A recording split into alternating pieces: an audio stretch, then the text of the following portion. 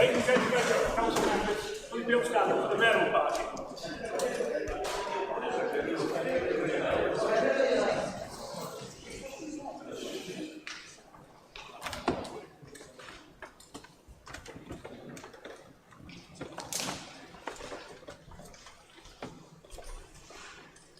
Good afternoon, everybody. Please sit down.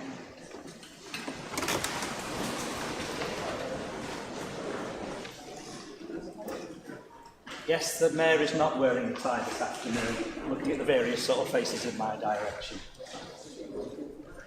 Can I remind members, please, to switch off their mobile phones? And obviously, it would be good. And can we also make sure, please, that obviously we remain quiet so that members can be heard appropriately during the entirety of the meeting, please. Colleagues, Councillors Collins and Graham, the movers of the original motions 9A and B, have agreed to incorporate the amendments submitted by the Conservative group into their motions in accordance with the Council Procedures Rules. They have given consent for this to take place. Agenda item 1 on the Council summons is to receive disclosure by members of interest in matters under consideration. Will members declaring any interest please identify themselves and their particular interest clearly and complete the usual yellow form before the end of the meeting? Are there any disclosable pecuniary interests to be declared? Yes? Councillor Tully? On the resolution and the taxi drivers, I'll see your guidance, my brother's a taxi driver. Well, it's not a problem. No. Well, Councillor Carrington.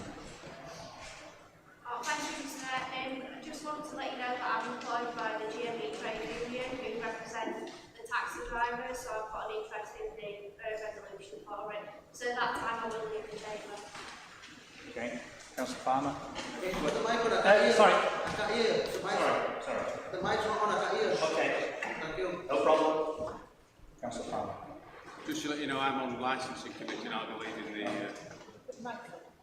leading the meeting in the motion before. Okay, thank you. Councillor Scott. I'm on licensing committee. Thank you. Councillor Pickering. Yes, certainly as Vice Chair of licensing, Okay. Thank you. Any more? Councillor Haynes. I'm on licensing committee. Councillor Hayes. Yes, Thank you. Councillor Tennant. Thanks, Mr. Mayor. Agenda item 9, motion C, chair of licensing. Okay, Councillor Allen. So now, I want to declare interest in my part as a taxi driver and on the case matter of the Can you put your microphone on, please? Oh, sorry. So that's a really good change of that motion. Is that alright? sorry, I didn't hear the interest. I've got to declare an interest on my part as a taxi driver. That's okay. Is that okay? Yeah. Okay. Councillor Carrington. Yeah, sorry, Mr. Mayor, I've got to declare that I'm on licence as well. Okay. Councillor Heppenstall. I'm a member of GMB. Well, the taxi drivers are members of. Okay. Councillor Hutland. Well, I'm on licensing. Yes.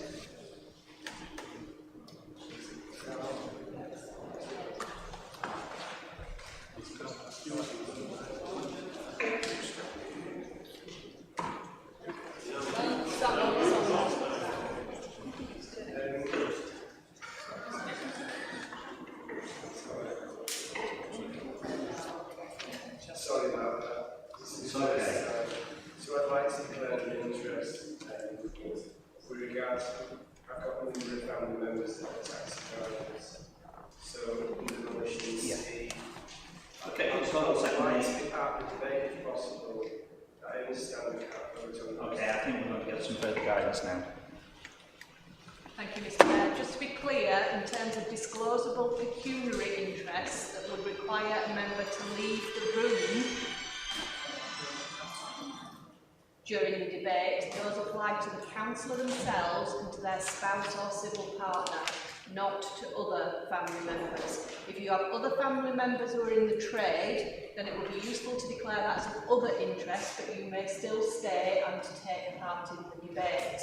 In relation to members of the licensing committee, should the resolutions that you will be considering be passed, the licensing committee will be asked to consider certain matters. And as a result of that, I have issued some advice to those members on the licensing committee that whilst they may stay in the room and may indeed take part in the debate should they wish to do so, it is important that nothing that is said by them today can be seen to predetermine any decisions that subsequently come to be made in the licensing committee. I understand that a number of members of the licensing committee have decided that they'd rather not stay in the room, and that is of course their choice. But the legal position is they can stay, they can take part in the debate, but they must not predetermine their position for a subsequent vote at licensing committee. I hope that helps. Thank you. Councillor Sharp. I'm a member of the GME Union, thank you. Thank you. Councillor Kitchen.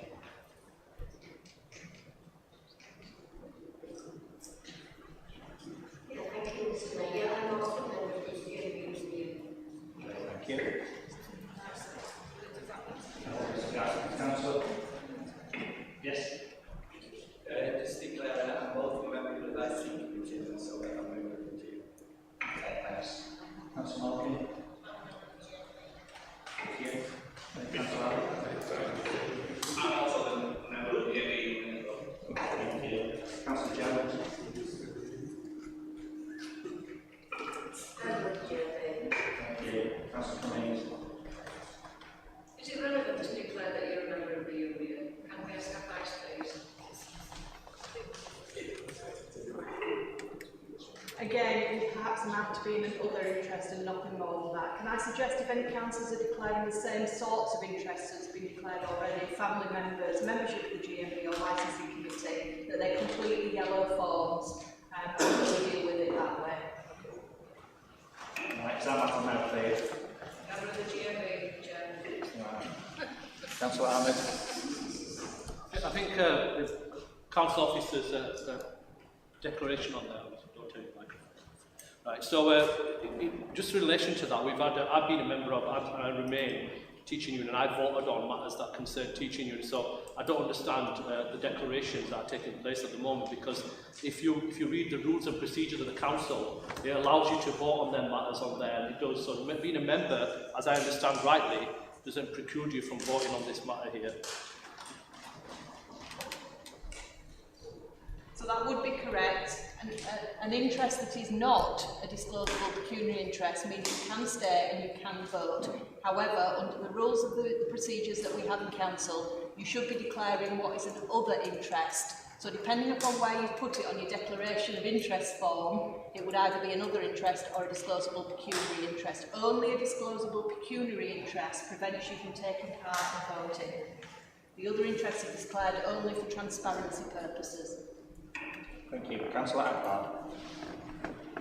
It's an excuse to hide under a rock, Councillor Ahmed. Sorry, Councillor Akbar, we are at this moment in time disclosing these matters. Okay, thank you very much for that. And can I ask once again, please, that the mobile phones are switched off or on silent, please? Thank you. Right, are there any significant other interests to be declared? Councillor Henry. Member of the GMB Trade Council. Thank you for that timely interruption. Dare I say now, are there any other interests to be declared? Or is that risking? Okay, thank you. Right, agenda item 2 is to receive and confirm the minutes of the council meeting held on the 29th of June 2022. Are these minutes moved?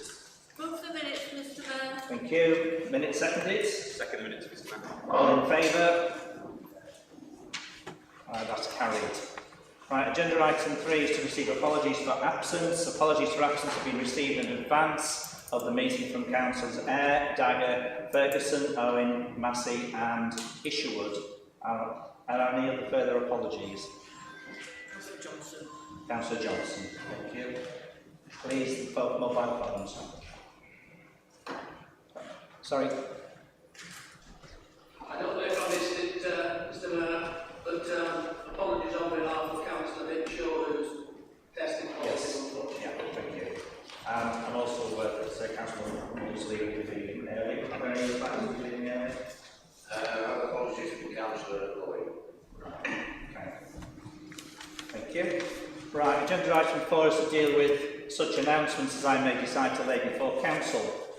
Colleagues, the Mayoress and I are enjoying a fabulous summer in the district, experiencing all that we have to offer, from the Armed Forces Day, the Licorice Festival, Holbury Street Fair, and to name but a few of the many large-scale cultural events that the district hosts so impressively.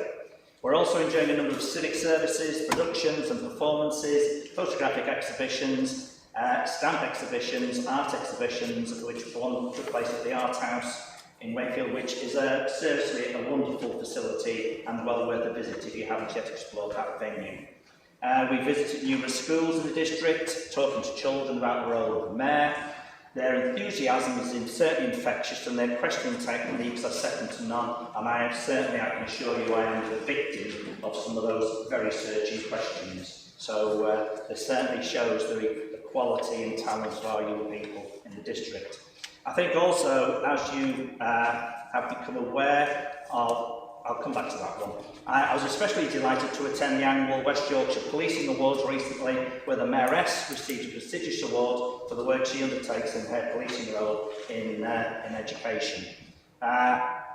Finally, we are planning to hold a sponsored Mayor's Charity Abseil from the Cathedral Spire on Saturday the 8th of October. If you'd like to take part, and I have someone who has done that, and I've sailed down the 247 feet of the spire, please do let the office know. This is always a popular event, and my chosen charities, as you're aware of, are the Dr. Jackson Cancer Research Fund and Fetal Alcohol Spectrum Disorder. I'd also like to add as well that it has become something of a tradition that there are refreshments after the council meeting. This tradition will be restarting in September. I think we felt today with the heat that it may be not as much appropriate, so that will be restarting in September. So thank you, colleagues, and that concludes my announcements. As no deputations have been received for today's meeting, we will now move to agenda item 6, which is the leader's report. Once the leader has presented her report, she will answer any questions from members on matters raised in her report. A maximum of 30 minutes will be allowed for her report, followed by 30 minutes for questions and answers. Councillor Jeffrey. Thank you, Mr. Mayor. I certainly won't be going on for 30 minutes, and I hope there won't be any questions for 30 minutes. It's far too hot. First of all, I'd like to thank the staff. We've had 5 fires or more perhaps across the district over the last few days, and the staff have been amazing, evacuating people, setting up evacuation centres, particularly I thank them for the one that they did in Castleford in my ward. It's been an horrendous time. The heat is unprecedented. You've all heard it on the news. I'm not going to plan on about that. But if ever there was a case for climate change and dealing with it now, this is it. The terrible disaster that we saw in London with the whole village of houses all wiped out. We've got to tackle it. I'm sure Jack will be mentioning something about climate change, but it is absolutely frightening what we're going through, and the fires across our district have been quite upsetting. And I'd just like to thank the staff for all that they've done helping. The other issue that I want to raise in the hot weather is the fact that we've got children and young people still swimming in canals, reservoirs and rivers. And we've already had one death and been other deaths across the country. So I just appeal, if anybody can take this on board, that parents, grandparents, carers, just keep your children out of the water. It's just life-changing. You can imagine the poor families who have lost their children through this, just from a moment's madness trying to pull off. So let's all take care about that. The other thing I just want to mention is the big conversation that's been going on since spring, and it will go on until September.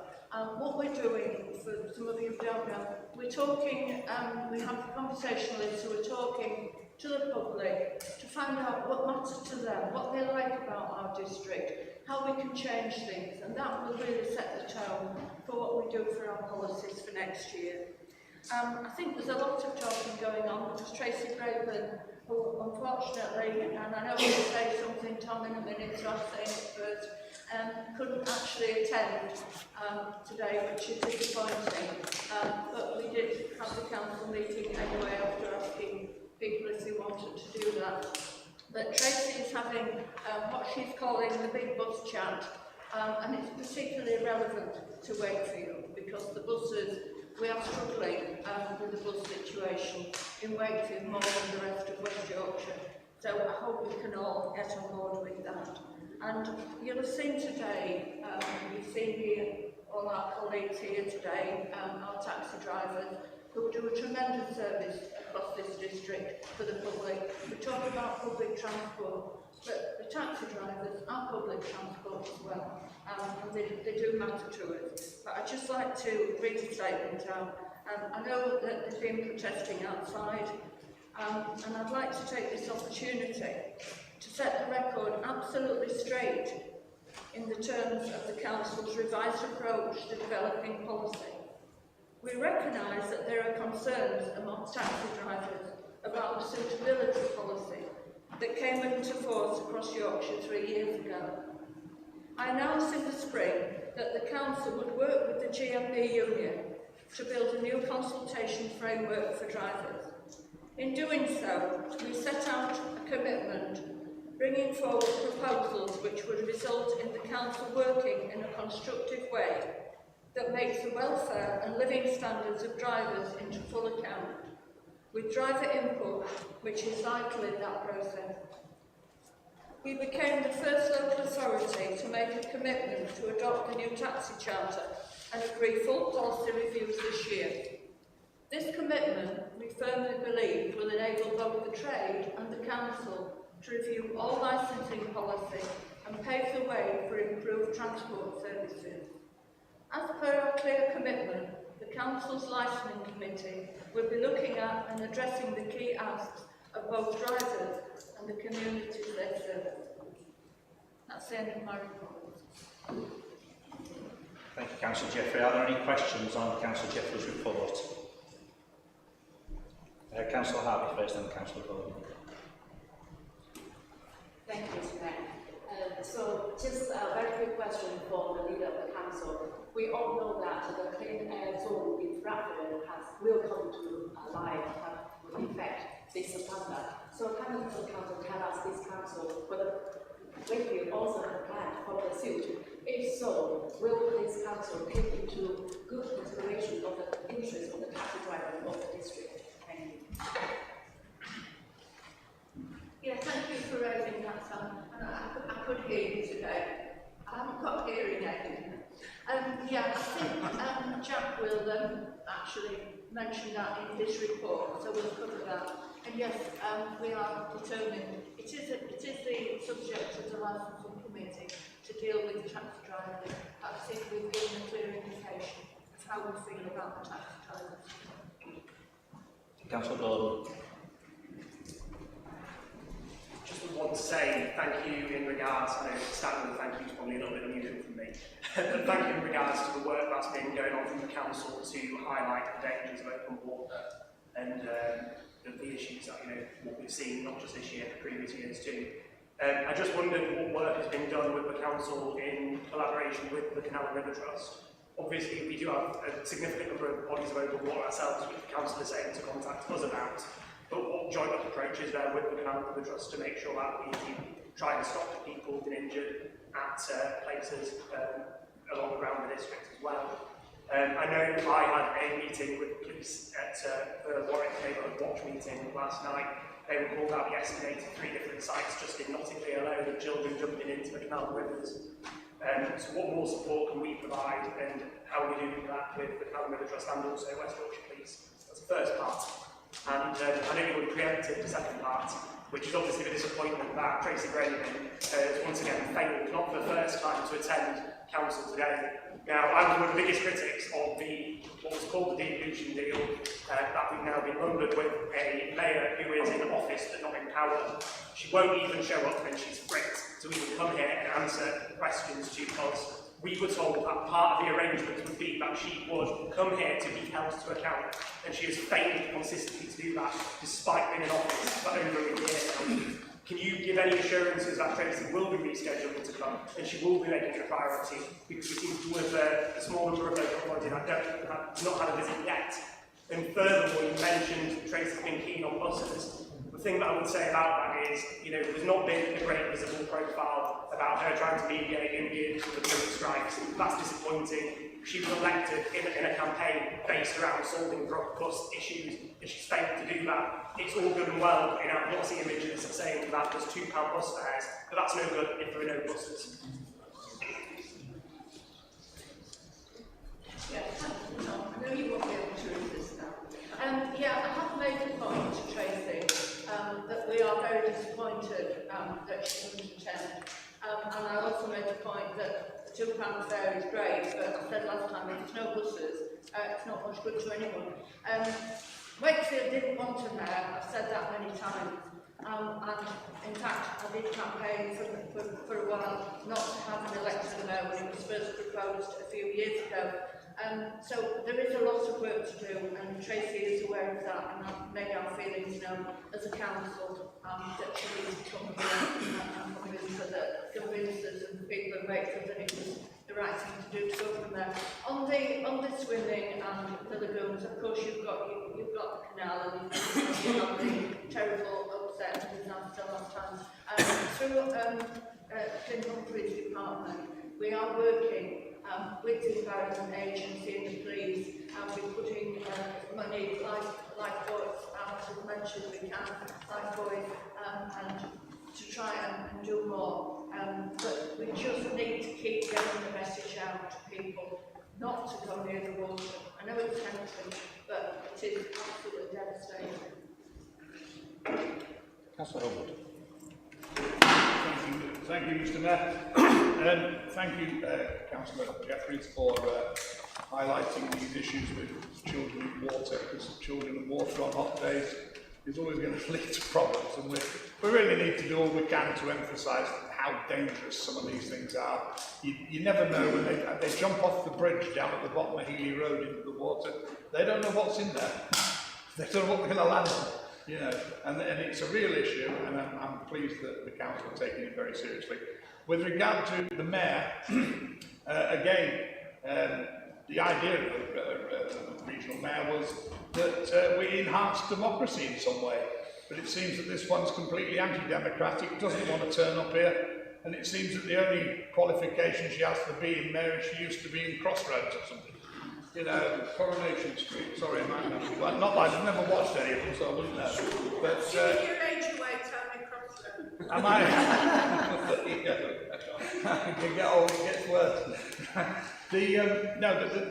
Quite seriously, I don't think any more excuses are acceptable. And I think, really you need to lean on her and make sure she turns up here. Thank you, Councillor Rhodes. Councillor Rhodes. Thank you, Mr. Mayor. I greatly support the comments of the leader today in relation to the tragedies of young people going into water, cold water, not the extent of damages.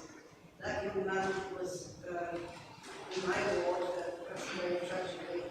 He had his life before him, intensive, going to be in the extra forces, and unfortunately, the whole community, the whole family, obviously, devastated by it.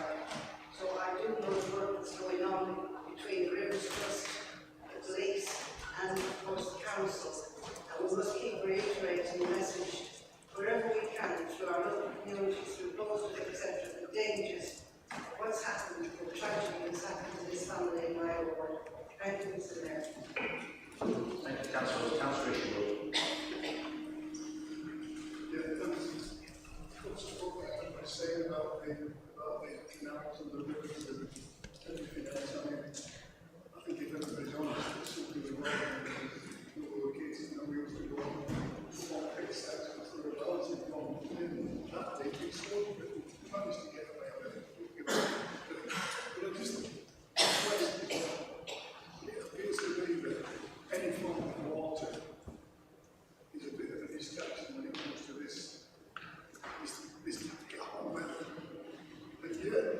you see the new housing estates that's being built, and the source, to my mind, is not being followed. Instead of putting little tanks underneath, so that the drained water is away, it appears that every housing estate we've got, it's got big balancing problems, if you want to call them that. And I'm sure that, I know for a fact, the tax I'm going to win, and there's a relatively near, but if they old, that will happen, it's one of those. So I hope when they are looking at planning, they should be looking at these developments, and we can get it under that, that's where it should be. Thank you, Councillor Shook. We'd mention obviously the acoustics is in the street, but sometimes not very good, so just to make sure obviously we can use the mics effectively. Councillor Akbar. Just in regards to the most recent death, the young boy who passed was called Alfie, and he was a student at Wakefield School, which is in my ward, where I'm governor. He sadly lost his life just after completing his GCSEs, a massive loss to the whole community. Of course, he was just looking to have some fun, getting the water while it was hot, and unfortunately, the hidden dangers of the water taken his life. I did attend an event at the rugby field where his sending off event took place. Hundreds of people attended, hundreds of balloons were sent into the sky to honour his memory. Now, I'd like to invite you, if you would, to consider a moment of silence just to remember this young man. It is entirely your choice, and I'm sorry for it. Thank you. Councillor Gert.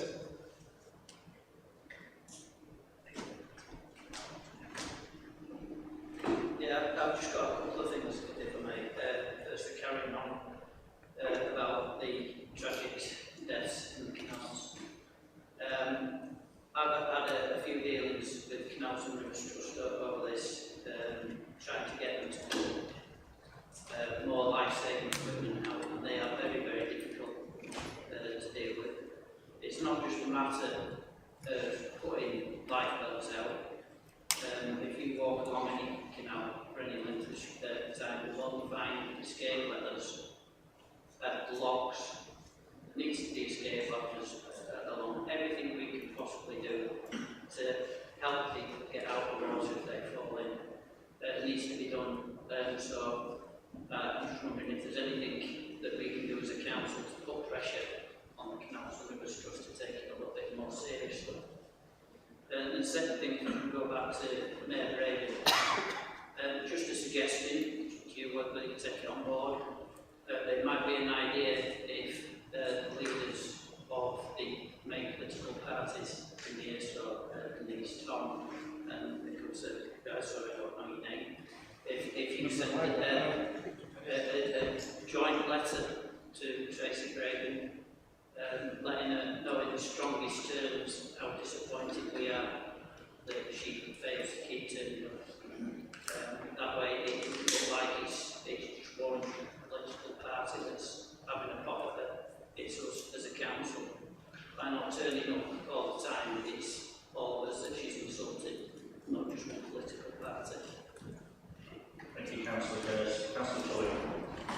Yes, can I thank the leader for the House report for commending our firefighters, because as I think everyone's seen in the local and national levels that I think some people in London report it's the worst situation we've seen since the Second World War, and I think that's been in my capacity as Vice Chairman of the firefighters, one of my two colleagues that today, that they do a repeated job, and the circumstances they must have found themselves in yesterday was horrendous. I just want to remind people within this kind of chamber, when it gets a bit colder, we have very grass fires, and things have settled down, the self-same critical government ministers who were commended in the deal today, will the self-same government ministers in a few weeks' time, these people are demanding an half-decent pay rise, but the militants will be graded, will be able to pay. So we need to bear in mind. These are the only people that run out into buildings when the rest of us go like that to run out of them. Thank you for this for the joy of Thank you, Councillor Tully. Are there any further questions from the leader? Councillor Ahmed. In relation to you mentioned taxi drivers in there, what would you deem is an acceptable amount of time for these issues to be resolved? Because during your 10 years council, you've been a deputy leader for a number of years and leader, so these issues haven't arrived overnight. I don't think they arrived yesterday or today. So how long do you think it is reasonable for people to have to tolerate a system which you've admitted now doesn't allow the consultation with those people? So you've asked GMB to step in to do something that you weren't able to do yourself. So what would you deem is an acceptable amount of time for these people that are sat in here to continue waiting for your consultation to be over so they know how they're going to be consulted? I'm surprised you haven't asked that, Nadine, because you know very well that the council deferred the service to the licensing committee, and it's not for us as council to make a decision or a discussion on that. It has to go to the licensing committee. Thank you, Councillor Jeffrey. You've asked a question now. Okay. I'm sure obviously there will be other opportunities to raise further issues. I'd like to say, obviously at this point, I think taking Councillor Akbar's suggestion that we have a minute silence, I think we can do that now, please. Thank you.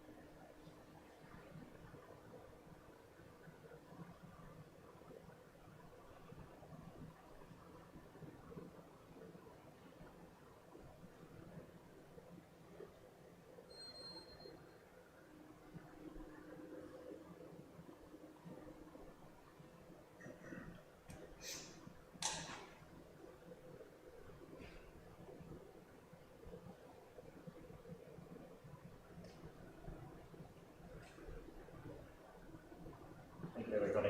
Sit down.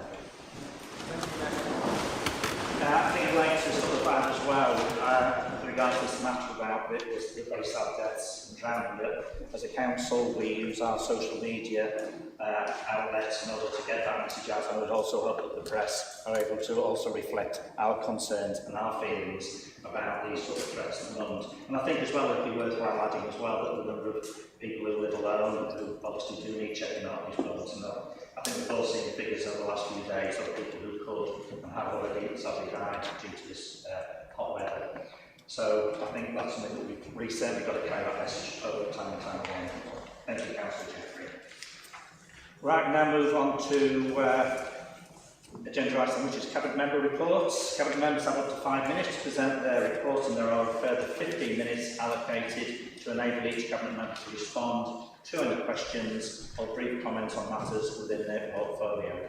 The first report is from Councillor Hemingway, Deputy Leader and Portfolio Holder for Climate Change and Environment. Councillor Hemingway, would you please introduce your report, Councillor?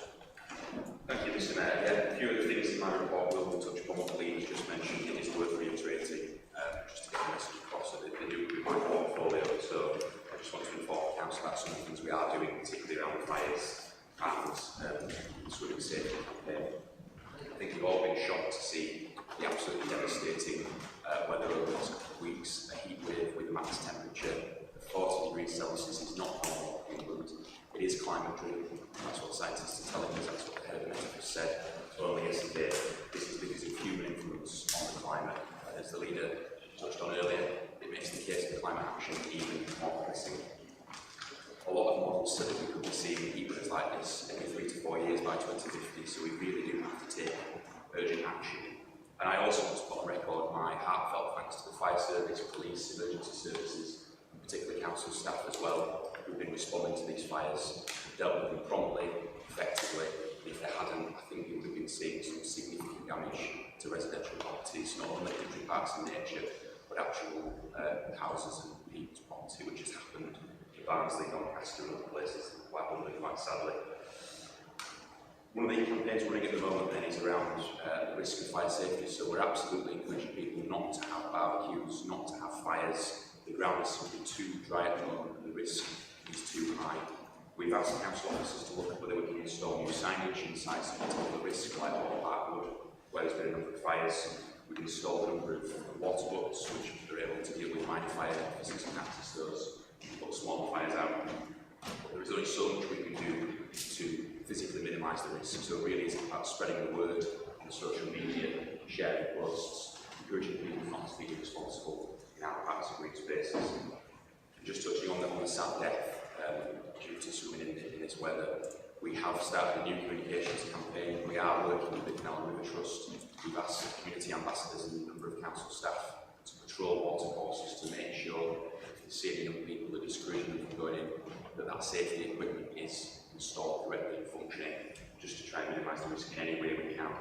I think most importantly it's about enjoying the summer safely, so please encourage you all to share council's communications around this. Hopefully we can avoid further fires and deaths from swimming. I'll just pick up on the question that was asked to me about the clean air zone by Councillor Harvey.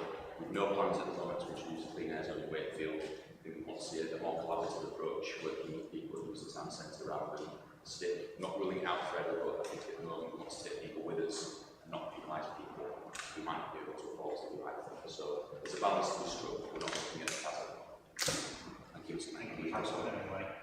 Any questions or brief comments on Councillor Hemingway's report? Councillor Keith. Yes, thank you, Mr. Mayor. On the climate change thing, what we need to now start to look at, I mean, this buzzword of climate change and carbon neutrality has been bandied about. What we need to start seeing, what the public now needs to start seeing, is some way we're going to get to that 2050 thing. We all know that we're not going to be able to drive petrol car by 2022, and that's going by to another place. So at the end of the day, what we need to start seeing is some kind of roadmap to where we're going, and in fact some things to actually take place. Because we all watch the television, and there's one or two of the people drop out of the leadership to take over the superbodies, and say that anyway, so cheap. But one or two of them are now starting to rush on the deal and saying, look, we'll get rid of this levy on new fuel bills to take away and the alternative is to burning fossil fuels. So what we need is some roadmaps, please, about how we are going to tackle it and what's going to be likely for us to see in the next 2 years. And I'd like us to put some pressure on a government that can't be trusted to deliver anything. Thank you, Mr. Mayor. Just to come back on that, the council has set out its own roadmap for net zero by 2030 and for the wider industry by 2038. We know that we require significant resources, particularly for the second side of government.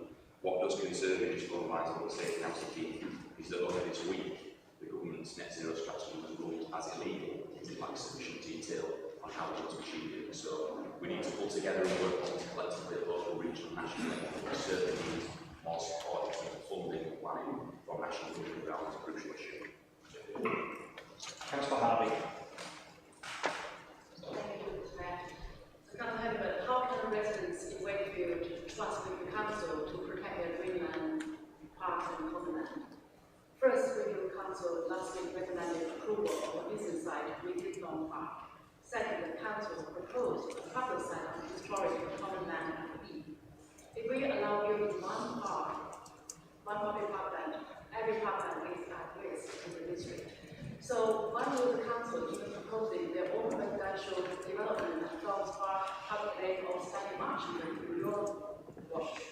So we can't just plant trees and take a picture posing and then cutting down the next day, which is we all experienced extreme heat in the last few days. So as Wakefield rural representative, I am terrified at how our green space has been treated with utter contempt by this council leadership. So please, how can you sit silently yesterday in the government where this destruction is falling through? And I hope you do answer my question, unlike your other colleagues who asked promptly to answer last full council but did not get a reply. Thank you. Thank you, Mr. Mayor. I have to disagree with your assertion, Councillor Harvey. We absolutely valued green space in this district. We're doing what we can to protect it, and that's why we allocate all areas of protection within the local plan. The specific application you referred to was rejected by the council's planning committee, and it's a planning matter for them to determine on the merits of the application. We can instruct officers to be completely appropriate to instruct officers on what recommendation they can put forward. That has to be done according to national planning law, policy and regulation. So I just want to assure you that we will protect green spaces with no plans to build on country parks. We don't allocate those residential development in our local plan. We can't stop applications or developers from coming forward. We will do whatever we can to protect green spaces with biodiversity net gain and activity to improve biodiversity around the district. I think that just starts a lot more improvements. Thank you. Councillor Morgan. Thank you, Mr. Mayor. Yesterday I spent a hot and sticky couple of hours trying to show the Yorkshire Blue Tree contract.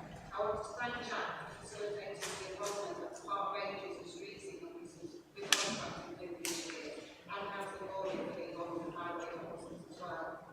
I also want to pay tribute to the contracting group and our friends from Park Street who want to make a town centre in our park so easy. At the end of the visit, we'll be commenting on our parks. Thank you. Councillor Gordon. So I appreciate you might not be able to give me an exact answer right now, but I think it's just something that is important that should be raised. Obviously, the council at the last meeting that was unfortunately not able to attend declared declaration of the cost of living crisis. One of the things that I had things fall under your portfolio, and one of the issues that I had was someone that I went to high school with last night got in touch, and after months of trying to get a rehoused, that's finally been successful. The problem actually now faces is, in addition to the cost of moving, the cost of getting new carpets, furnishing the property, and all those sort of things that are associated with moving, she's now been told by the council she'll have to cough up about £22 per day at that new property. Do we know, is it council policy for people who move to new properties where there are no bills that they have to pay that charge, even though they themselves have never, they've not set that bill on fire, they've not lost it, it's not their fault? Is there any way that we can look at providing some discretionary element to that policy so that people who are on the, who are living in poverty or struggling to make ends meet are, forced to take out payday loans because they've been able to dispose of their waste?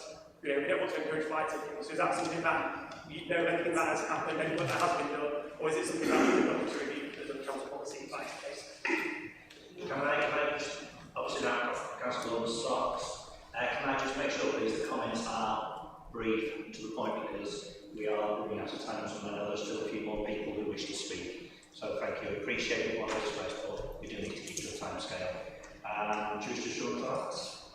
Yeah, I'll just respond to that quickly. Yeah, unfortunately, we did have to introduce min charges. It was during austerity as a measure to try and prop up the waste services budget. I am very happy to look at any specific cases if you feel there should be discretion in that case. More generally, people who might struggle with the cost of living, we're happy to review that. But it is something that we have to do, unfortunately, to cover the waste budget, which is a significant element of council expenditure.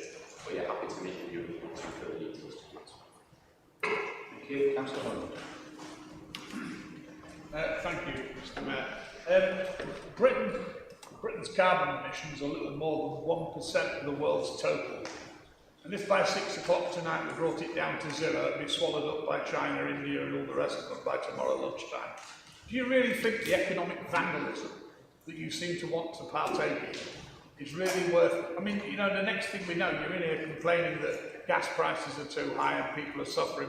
Well, it's because a lot of it's to do with the levies that you guys want to impose on gas companies and all the rest of it, because they don't have enough windmills or whatever it is. At the end of the day, it's like most things in socialism, it doesn't actually balance when you get down to it, right? So does this not dishearten you at all?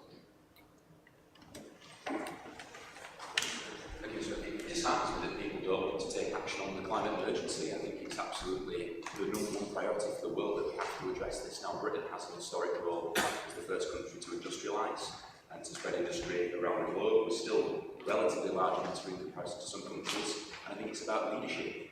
Britain, back under the last Labour government, had a world-leading position in many renewable industries, the future of jobs, well-paid green jobs in this country, and it was sacked in what was an act of vandalism by this government when it cut green industries and support for green industries when it came to power in 2010.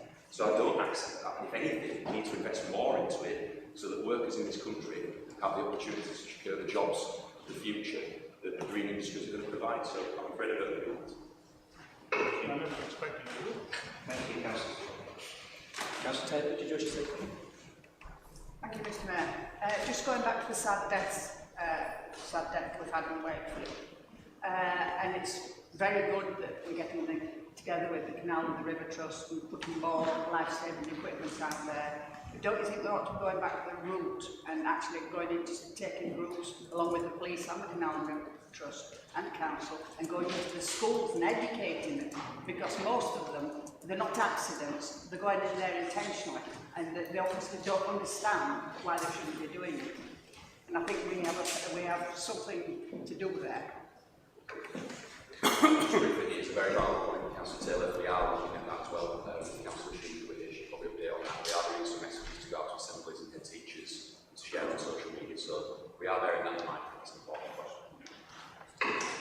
Right, thank you.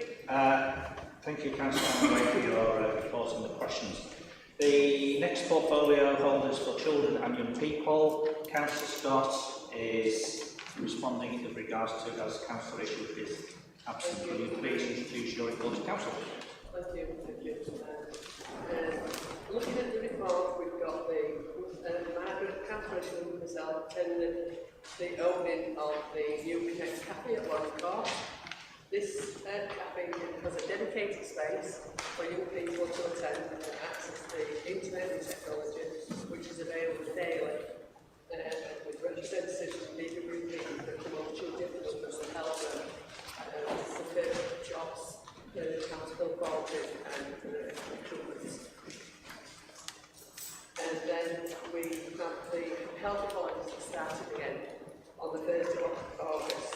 And we would appreciate it if councillors would highlight this in their social media and talk to people that they know and try and get people to attend the health holidays, activities across the district on this. Thank you. Thank you. Are there any questions or brief comments on the report? Les? Councillor Scott. Thank you, Mr. Mayor. Just a brief comment to say, I think helping all of this sort of program, this was successfully run certainly in our ward last year, and all across the district. And it's a shame that in a country that's the 5th richest country in the world, we have to feed our children on some holidays. But we should be proud of the council, that this council is still delivering right across Wakefield for children, not only in August, but in October as well. So I'd like to simply thank Catherine and thank Margaret and thank all the team for all the work they're doing for the children in this district. Thank you, Councillor Shaw. I think it may well be worth emphasising at this point that the reason why Councillor Isham is not here today is because she's attending the MJ Awards in London, which is about innovation children's service categories. So hopefully we will be successful in that one. Are there any further questions? Councillor Harvey. Thank you, Mr. Mayor. I don't expect you to notice that yesterday the Cabinet had approved the acceptance of the government grant, and it is called High Needs Provision Capital Allocations, which will be used to £3.7 million for the first in 2003-2004, and then further £3 million for the next. I think it's 3,900,000 first time, and then 3,700,000. So just want to know that at the moment, the capital funding at the moment is actually exploring a secondary application. So we got a project in Honeycraft, we have Wakefield, we also have provision at secondary level, but I don't feel like primary level we need to put some money in as well. So like in my city this year, we have a few more applications that have special needs children coming. So we also need that funding. So I just wonder whether we could go that question easier to express my concern about primary level applications for funding. Thank you. Yeah, I will do. I'll take it back to Councillor Schultz and we'll get back to you. Right, as there are no further questions, the next portfolio holds community quality and health. Councillor Cummings, would you please introduce your report to Council? Thank you, Mr. Mayor. Just removing the report, I'd like to update members on the more money in your pocket. We've now finished the 15 rounds of the campaign.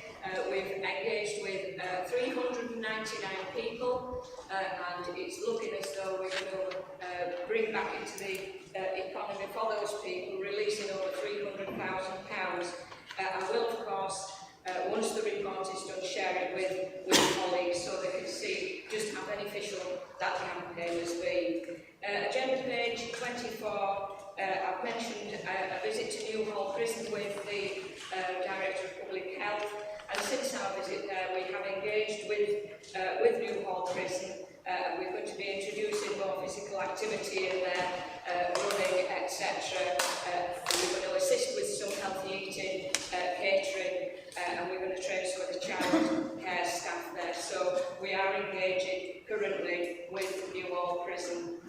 This week we'll see the vouchers going out to those families, 9,000 families who are on council tax credit. There will be a voucher of £60 going out to every family to help through the August holidays. And along with what Councillor Shaw has said, there are lots and lots of things happening over the August holidays to engage with those children, and I know that many members in here will be engaged in delivering in their communities. So with that, Mr Mayor, I move my report. Thank you, Councillor Cummings. Are there any brief questions or brief comments? Councillor Graham.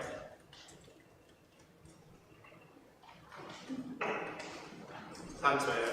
Just to say, absolutely amazing on the More Money in Your Pocket scheme. I know Maureen and her team have been doing road shows right across the district. There's one in my ward that loves it. At £300,000 that residents of the district weren't going to have now back in their pocket, and they can use it to support local business as well. It's just absolutely, it's phenomenal. I'm absolutely blown away by it, and I'm really happy to see that we're going to continue with this. Great work by everyone. Thank you. Councillor Farmer. Thank you, Mr Mayor. Page 25, the antisocial behaviour has been going on in Ossett and Casford, specifically Ossett. Myself and my two ward councillors attended a PAC meeting last night, and we're absolutely amazed that the police were telling us that the vast majority of the CCTV cameras, not only in our area, but in the whole area across the Wakefield district, are not in operation. Over nearly 70% of ours are not working. Could you confirm when they're going to be replaced, when our ward or the North West are going to be updated with those cameras? And secondly, I've heard on the grapevine there is going to be money available for cameras in parks. Can I put forward, obviously there's major problems in Green Park and in Church Street Park in our area, can I put forward that those two areas are first for the cameras, for the CCTV cameras in the park? Thank you, Mr Mayor. Yeah, thank you. Sadly, some of the CCTV is analogue, and we're just changing over to digital, and it is happening at the moment. I can get you when it's going to be in your ward, but I can't be more specific than that. But we are changing over from analogue to digital because the analogue ones are just not working anymore. So that's the answer to that. But I'll get you a fuller answer as to when your particular ward is going to be included. And secondly, and I totally agree, you know, we've seen so much, and we have a resolution. We had a resolution last month about the safety of not just women but everyone in the nighttime economy or in our parks. And I know, working with Councillor Hemingway, that we will be looking at that. I think there is a little bit of money coming through dare I say, the West Yorkshire there for violence against women and girls, and I think that's one of the specific proposals that's within it. But we'll certainly be looking at all the parks to try and get something in there to protect not just women but everybody. Thank you. Councillor Richard. Yeah, could I ask, I'm not sure that everybody's changing on both sides. I agree. Well, the moment sat outside the morning, how hot it's been, sat here in the shop and on the transport of the city. I'd like us all to pay our thanks to the street singers now, especially that they are the departments. I actually went outside and had a look at the hospital and the state. The bins are actually, you know, the burden you should have all relevant to it. So I certainly think that while we're all moaning about it, those people are actually going out and doing it. And I think we should send out congratulations, because don't forget, in 6 months' time, the group that was installed and doing exactly the same thing. Thanks. Yeah, thank you, Councillor Isher. We did it in Councillor Hemingway's portfolio, but I think we owe debt of thanks to everybody that's worked through this absolutely unprecedented period. And I will pay tribute to the people in my own portfolio who are looking after vulnerable adults, trying to keep them cool, giving them ice lollies, closing the curtains, etc., etc. I mean, we owe a great debt to all our staff. We've had a pandemic, we've now had unprecedented heat, so we owe a massive, massive thank you to all our staff. And the dustbin men have worked through the pandemic, they've worked through the heat. You know, they are unsung heroes, but there are a lot more unsung heroes within this council, and I think we need to actually put on record our thanks to them all. And I apologise, I didn't realise you swap about all the time. Thank you, Councillor Isher. Councillor Bolden. It was a question, so I checked before I came in with the correct portfolio, so I speak portfolio holder. And it was just in regards to a independent living scheme in my ward, Beulah Court. Over a number of years, we've been promised by the village repairs, upgrades, and improvements to make sure that the centre would be viable long term. And I just wondered, given that there was an announcement as part of the month, if not a month ago now, that WDH was decided to renege on its promise. What we're doing as a council to engage with WDH, to look and make sure there is a wide range of different housing types for people. It is the only independent living scheme in Nottingham. If they shut it down, people will be shipped out of the place they've spent their entire lives. And what can we do as a council? We've already met with the chief executive of WDH. We've already got some concessions away from family homes on there to maybe looking at some bungalows and sort of assisted schemes, but not quite an independent living scheme. I just didn't know what, like I say, if there's been any involvement from the council side of things, or if this is something that we could look at and sort of work with to try and get positive outcomes for those people. Yeah, thanks for that. You're absolutely right. I mean, Councillor Ali and myself have had such a complex within our ward that's been empty for 2.5 years, and it's now awash with antisocial behaviour. And it could have been used. Those people moved out into areas that they didn't know, with a promise that they would be back within, you know, no time at all, and it hasn't happened. And I know that Councillor Spade, who is on the WDH board, is listening to this, and I'm sure that she will take away our concerns about moving people out of self-supported accommodation into something that is not as friendly, I don't think, but I totally appreciate what you're saying. Thank you, Councillor Keith. Yes, thank you, Mr. Mayor. It's just a comment on the thing about the new office. As you know, when I was mayor, I took a very good report with the Riverdale project that's based on there. So any support that you can give them, they tend to be the ones that get forgotten, but any support that you can give, I will absolutely 100% support you with it, because it's pretty close to me. Thank you. Councillor Master. Thank you, Mr. Mayor. Excuse me. I'm glad that you mentioned the community ambassadors within your report, council comments. They've been enormous help to me, taking me around the ward, inviting me to coffee mornings and things like that. And they also are very valuable in reporting things, casework and such. They've also informed all the folks in Stanley now signed up for the Ask Angela scheme, so that's absolutely brilliant. But I'm really glad that you've paid tribute to them. Thank you. Yeah, I think Councillor Hemingway mentioned them earlier in his report. Yeah, we owe a massive debt to the community ambassadors. They've done some stalwart work, certainly through the pandemic, and certainly doing some stalwart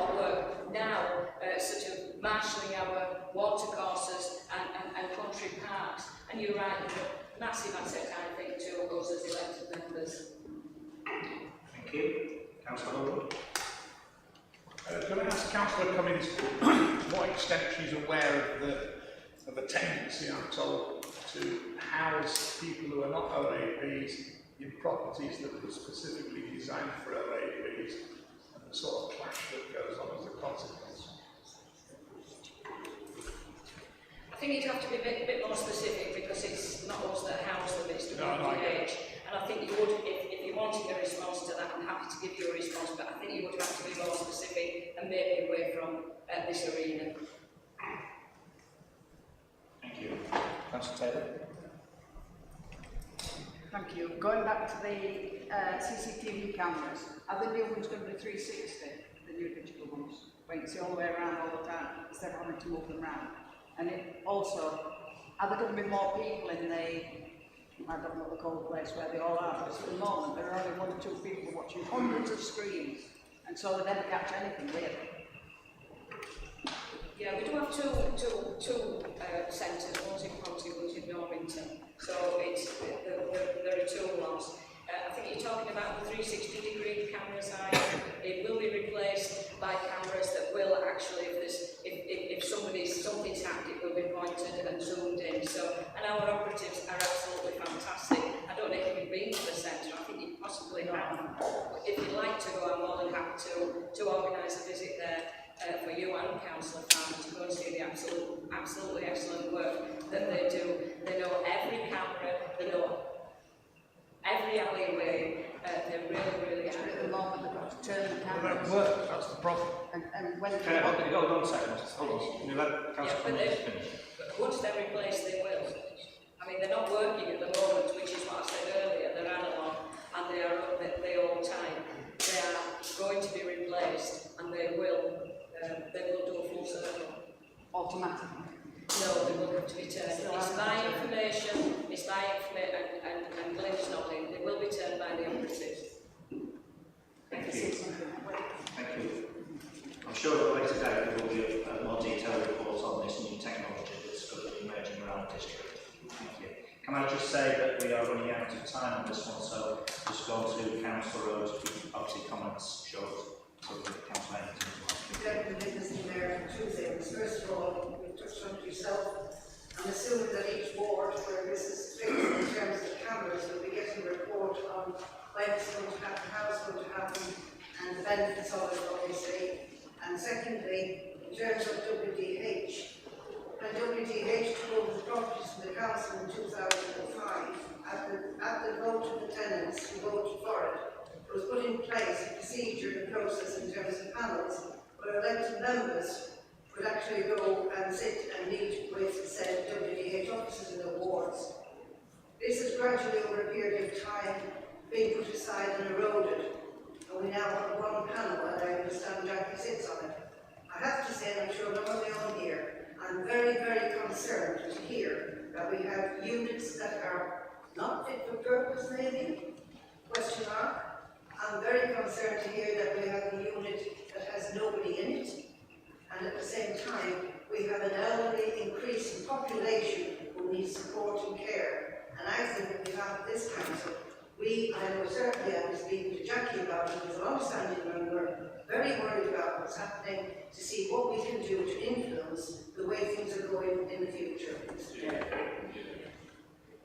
Thank you, Councillor Rose. And yes, I mean, I totally agree on the WDH, and I know Debbie is listening, and I'm sure that she will take all our views back with regards to CCTV. I'm sure that Lynn's taking down the notes of what you said, and we'll get briefing notes out to all members.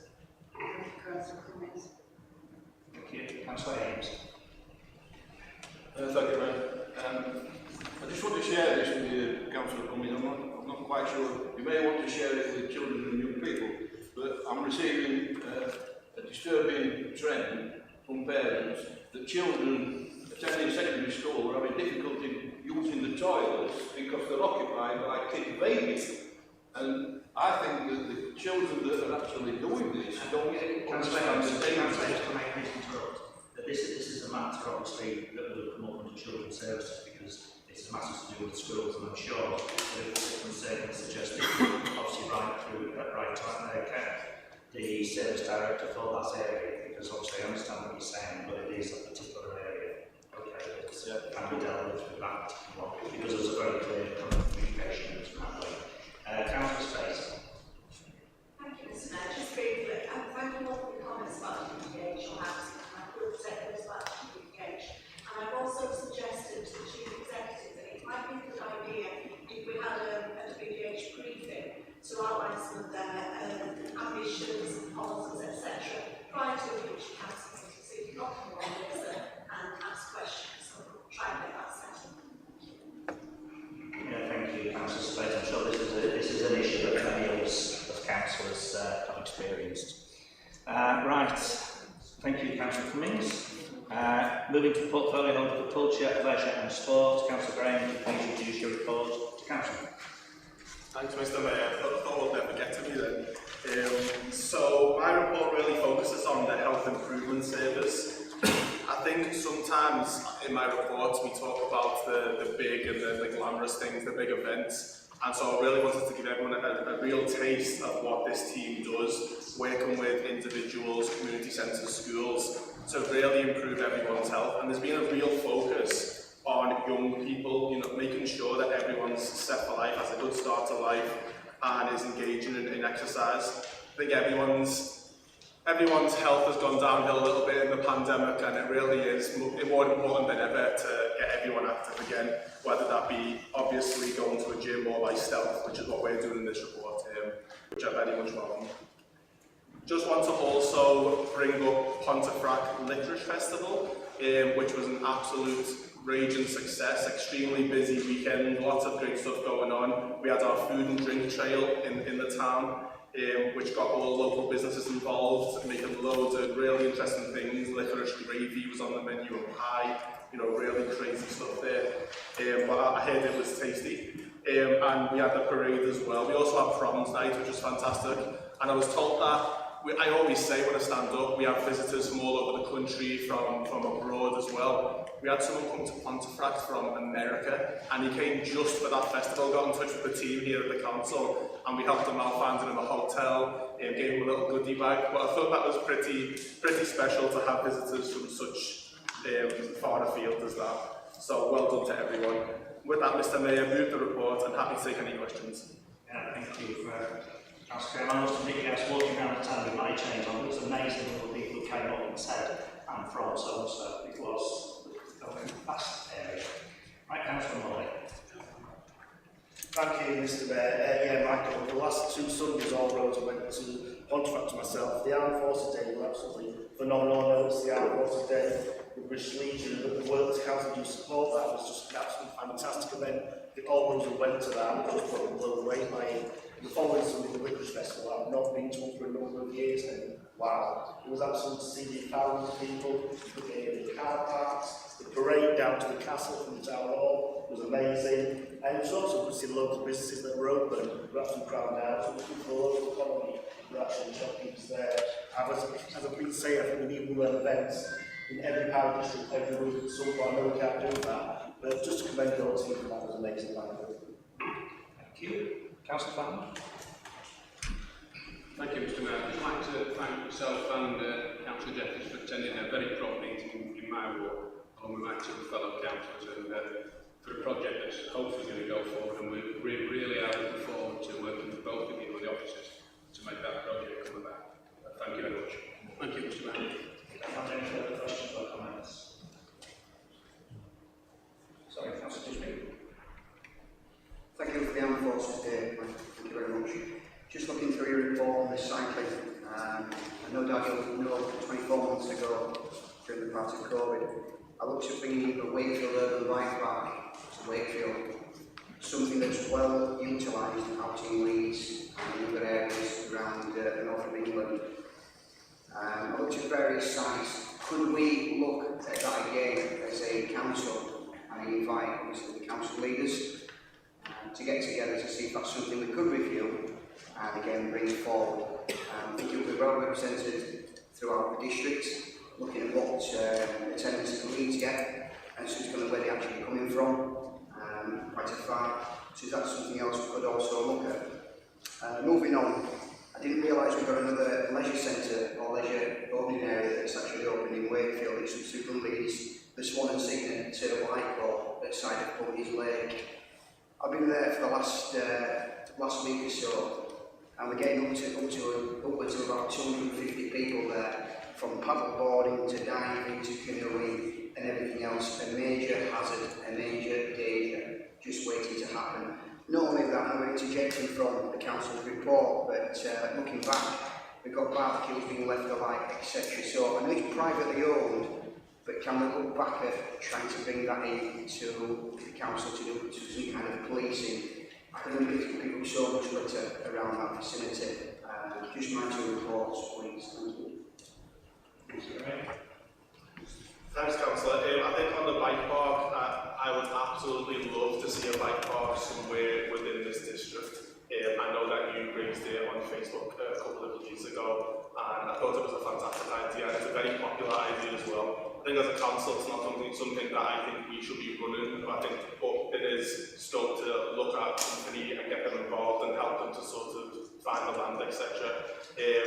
Obviously, we've got a lot of priorities at the minute, but this is something that I would definitely like to see in the future, for sure. On the Swan and Signet, I'm not familiar with what you're actually referring to. I'm guessing that it's not an actual leisure centre and you're being funny and that people are using it. If it's not our land, then I don't think it's something that we're going to be putting any resources in to monitor. But on Pugneys, for example, we are investing a lot into Pugneys. We've got more staff down there, more at different hours to deal with the longer evenings and to make it more safe. And as you know, we've got pet laws, etc. back. But it's something I think I'll speak to you after this meeting, and if it's something that we can do something about, we will. Thank you, Councillor Wright. Right. Ponies is very well placed, I will just add to that, and I think that's why they're interjecting over the road where it's not policed, and obviously they can go about free will, they can. Going back to the bike park, I did bring two teams up from South Wales to Stoke the district to look at various sites that could be, come to fruition for the district. I'm happy to talk about that and the survey that I've conducted as well. Thank you very much. Thank you, Councillor. Thank you for your additional question. Sorry, I do apologise, thank you. Sorry, right, as for further questions, comments. Oh, sorry, Councillor Akbar. Sorry, sorry. Councillor Gray, welcome your comments in regards to cycling. This bike building training will go a long way, getting children trained on the bikes, and in the future, hopefully, we'll have more people on bikes and less people in cars, which will also assist sort of the climate change we're doing for the council. So thank you for that, that's great. Just in general, I've been cycling around the city for the last few weeks, training for a marathon I've got coming up, and I think as a council we need to have a little look at making our roads a little bit safer for cycling. I know that's not your portfolio, but just putting that out there. And lastly, thank you to the leader who's arranged for me to wear the Wakefield Council logo on the front of my jersey when I'll be cycling from London to Paris next week. Thank you, Councillor Akbar. I think you're completely right. It's a mix of portfolios, isn't it? It goes across Councillor Hemingway, Councillor Morley and myself as well. I know there's a lot of fantastic work going into making cycling more achievable for the district. A new cycle lane just opened at Great, is it Walton or Crofton? I can't remember, Crofton. So we are on with it. Lots of work going on behind the scenes, and hopefully we'll see more of that coming out in the very near future, because it is the future. We do need to change our way of transport. So totally support those comments. And good luck with the cycling that I've seen you post on Facebook. I hope you absolutely smash it. I'm sure you will. Thank you very much, Councillor Payne. So thank you very much. Thanks for the all-weather picture, quickly. I wonder if you could do us a favour, if you could just look at the pricing arrangement. The young boys that have watched this development with excitement can't afford to play on it, as some say it's costing £150 for a 90-minute game, and when it comes down to these young teams, it's the parents that are contributing to that. You know, I'm wondering if anything could be done about it. Are you taking the point of order, mate, before I answer? No, I'm not taking the point of order. There's one. Councillor Tully, if you wish to ask a question, you can do at the right time. Councillor Ray can respond.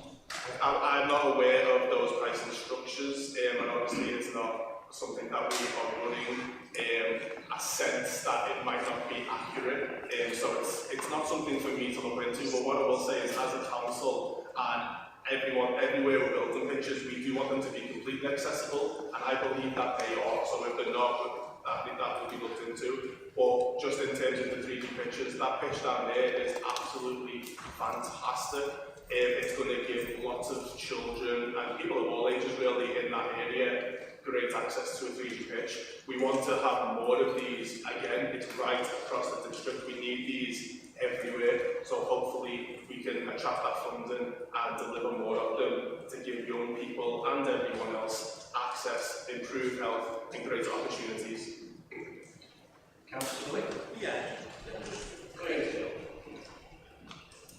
The pricing structure of this facility has been taken off the council website, and what I will admit is that I've actually undercut Pontefract Spire. So it's cheaper than Pontefract Spire, it's cheaper than being Sparks School, and it isn't £150 for kids up there to play football. It's nothing like that. There is a pricing structure for training and for games.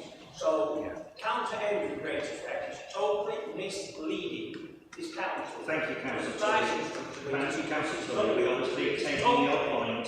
Take that Thank you, no issues regarding pricing.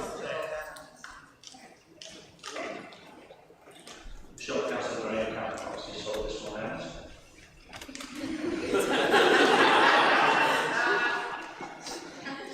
Okay, are there any further questions or comments? Okay, thank you, Councillor Graham, for your report on that. Any questions? Right, the next report is on portfolio holder for regeneration, economic growth and property. Councillor Byford, would you please introduce your report to Council? Good afternoon, Mr. Mayor. Thank you very much indeed. It's been a very busy few months for officers across the whole of the teams that are working in this portfolio. And I'd like to thank each and every one of them for their continuing hard work in making the decisions across our whole district. Whether we're helping residents with debt management, working with the Maureen's teams with Maureen and Pockets, or with the step-up teams which have been in Ossett Town Hall this morning, supporting businesses with encouragement and grants and support, and making sure that the Wakefield district is a place for them to come, to flourish and to stay. We've got new levels updates which are going in the next couple of days for Nottingham and South Kirby, and we're moving ahead quickly now with the town fundraise for Castleton and Wakefield. And finally, work has started on Ossett Town Hall.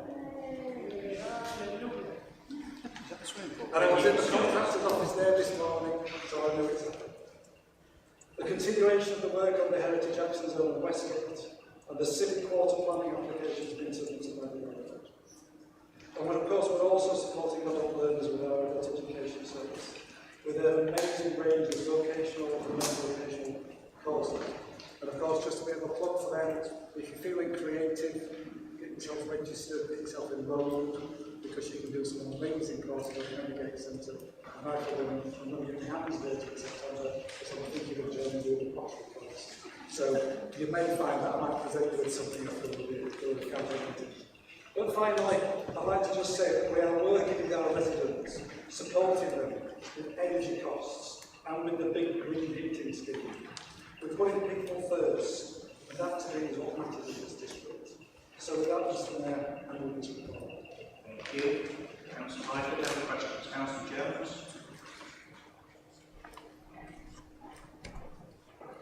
Yeah, I'd just like to add a little context to what Council Byford's written about Hensford, Italy and South East and Kingsley.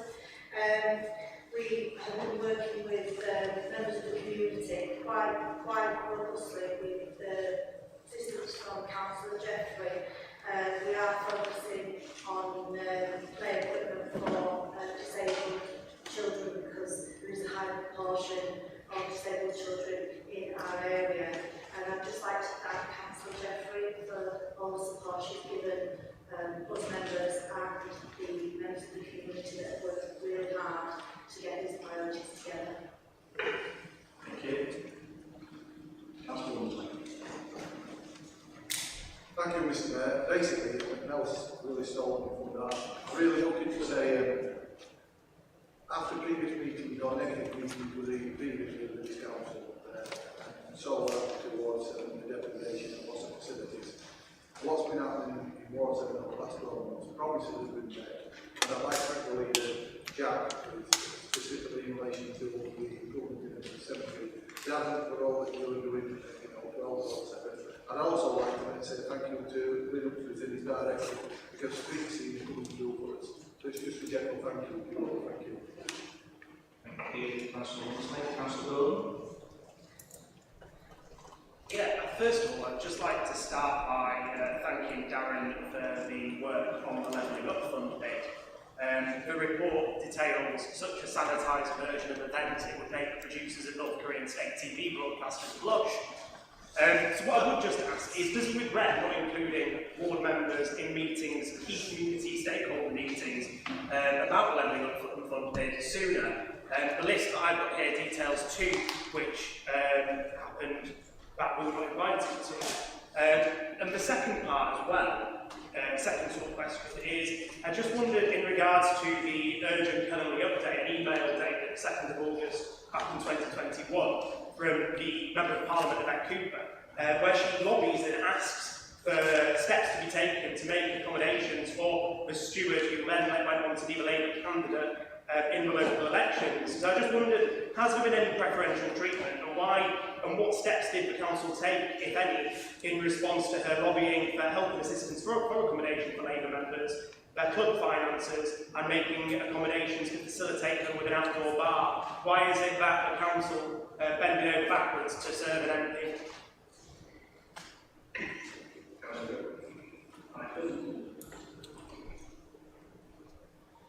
Thank you for those questions, Tom. I greatly appreciate it. In relation to your first question, yes, we should have been more ward members earlier. And one of the things that we're doing with all ward members now, where there's any opportunities for grant funding, is involving people with children. So I do take that on the chin. In relation to the second one, I'm going to have to go back to that. Thank you, Councillor Rose. Thank you, Mr. Mayor. Page 40, the Kirby former ABC cinema. This is great news. This is actually come to fruition. For many years, obviously, it's been an eyesore. It's been an area of antisocial behaviour and drinking. And this has affected residents and facts in our ward and the city centre as a whole. But welcome news, and an offer to make. So much so, I'm delighted to see it coming down. That bear in mind, if you want somebody to swing that demolition ball, be right there in front of you and line up and We may take you up on Thank you, Councillor Bartlett. There's no further questions. Sorry, Councillor Howard. Thank you, very quickly, Darren. Just want to know the big EPC, it's really of the scheme. I just want to know what is the qualification, what is the criteria for to qualify, and how council, even without even support, they actually go on the scheme and go through to qualify. How long is that? There's been many pieces of publicity about this scheme. Many have gone to all the members, I believe. I'll ensure that I can be close to business tomorrow and we'll provide a full information. Thank you. Right, there's no further questions. Thank you, Councillor Byford. Next portfolio holder is for Planning and Highways. Councillor Morley, would you please introduce your report to Council? Thank you, Mr. Mayor. Mr. Mayor, just in addition to my report, we have talked briefly about buses. Unfortunately, where buses are concerned, there's not much good news wherever you look. It's looking like the dispute over pay has been resolved between Arriva and Unite. But just coming up as well, the emergency bus grant that the government's been given to bus services since April 2020. It should have ceased this year, in this April, in fact, and the government gave an extension to that to October. That will more likely cease. When that ceases, we will see 11% of the bus network in West Yorkshire reduced. That would be 63 routes across West Yorkshire. My biggest concern is what we've already seen with cuts to Arriva. That'll be more cuts to Wakefield district. Arriva, as we know, have done this already with a lot of routes where they cut them, and these have to be plugged by the combined authority. We've seen routes with Ossett, Nottingham, where all over the district being cut, and if any more further cuts, I would see probably some of our most needed location where these routes be taken away from. The combined authority have already shelled out over £500,000, over £250,000 plugging some of these gaps. So God knows how much more we'll be able to pump into some of the gaps going forward. It's unbelievable. It is wrong, Mr. Mayor. It is wrong that the public person plugging these gaps while the companies carry on with the lucrative routes and getting profits from these routes, Mr. Mayor. So someone needs to give. We can't carry on like this. We need to work with the Mayor, Tracy Braben. I haven't had a conversation with her on this. We need to get franchising and move forward. We need to get this on the agenda. We need to move it further, faster and faster, Mr. Mayor. So with that, that's my report. I'm taking any questions. Any questions? Councillor Hayes. Councillor Morley, can I just ask about the A639 corridor? The A639 formed, in the Pontefract section, formed part of the strategic case for the SFLR. Will the consultation on the A639 corridor be done in coordination with the consultation that's taking place on the SFLR as well? And when are we likely to see any progress on the delivery of the outline business case? It is only the outline business case at the moment. We're looking for transfer business fund for that. Once we get them and collate them all together, people's opinions are, also against to also about consultation. We'll then be working with our colleagues across West Yorkshire, especially Leeds Council, who are leading on this, to put our best development action forward. We put some interventions on there, and we will work with those with them, with all the leaders as well. Thank you. Councillor Gordon. Don't believe I've seen another email, and I know it said it was going to be carried out in this year of works, but it was just to follow up on the Verge Hardening scheme. I didn't know if there was any update on that one. Maybe the Verge Hardening scheme. I didn't know if there was any update on what's happening with that, what progress has been made. That's in highways. We have asked members to take schemes forward, so we are looking to get a programme developed around Verge Hardening. It is something that a lot of people want. As I've always said, it's not just about hardening, using grassroots, about protecting verges as well, it's one for another. So we'll be able to start that and get the location in place. I am not making excuses, but the Highways team has very been completed over the last few months. The Highways manager has now left and they're a great place. There's quite a few vacancies throughout there, so they are trying the best they can to keep the capital programme going, but this is an addition to that, so we will try to deliver on that as well. Thank you. Councillor Fisher. Just want to say thank you, Matthew, for the resurfacing of the Station Road, obviously from Man Road Crossroads up to Station Road, that's Ward 8 into Ward 11. Unfortunately, there's been a utility coming out there already to the cost of the water to start digging it all back up. So I've just asked the council if we could liaise with yourself in Glen Humphreys and the subsequent utility companies prior to doing the work. Could we get that initial working first prior to resurfacing? Please. Just a quick question, Gary. Which utility was it, gas, electric, or something like that? It's a fibre optic cable company that's actually just got in there now. Loads of praise from local residents on what we took nearly 18 months, 2 years to get resurfaced. Obviously, you'll remember the emails that get sending backwards and forwards, and then you can obviously copy the local councillors in on that.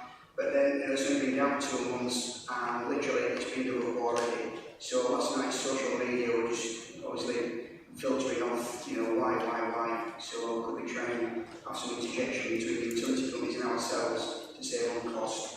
Thank you. Thank you. I'm disappointed that it's broadband companies going there, council officials, because that shouldn't be the case. We will speak and we'll find out what's happened around there and why it hasn't. If it's a gas or electric, sometimes we do go in there, resurface. There can be some emergency when we've got to go in. So, you know, that does happen, but I'm disappointed on that. We'll find out what's happened with that and get back. If there's any other policy issues connected with that, obviously engage in emails, because obviously we're progressing. I'm all for supporting the essential roadworks that need to happen. But it's the state of Rotherham, we've prepared the roadworks, there's the follow-on from that, and the procedures never ever comes to fruition correctly. It's just a bit of a static approach.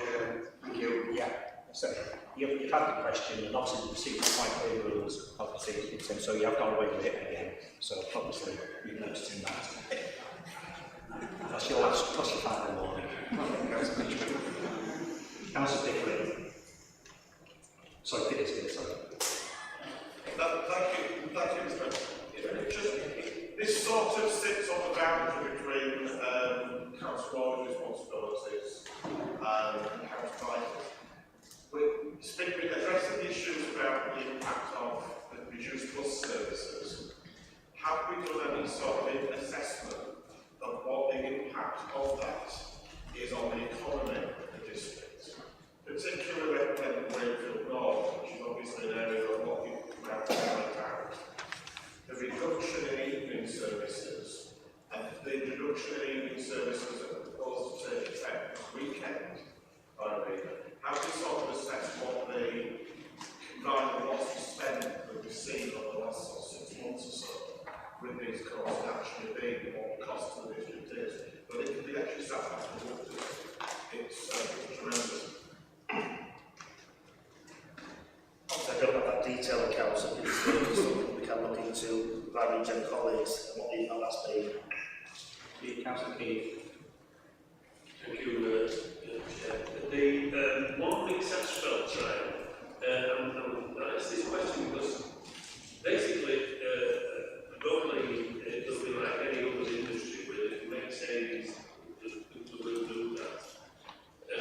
They've obviously laid out in the past to get it to a certain temperature, and if they could save on their fuel costs, they would have done.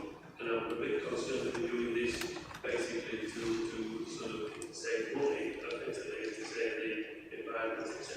But how far along this trial is this installation clean in Ossett?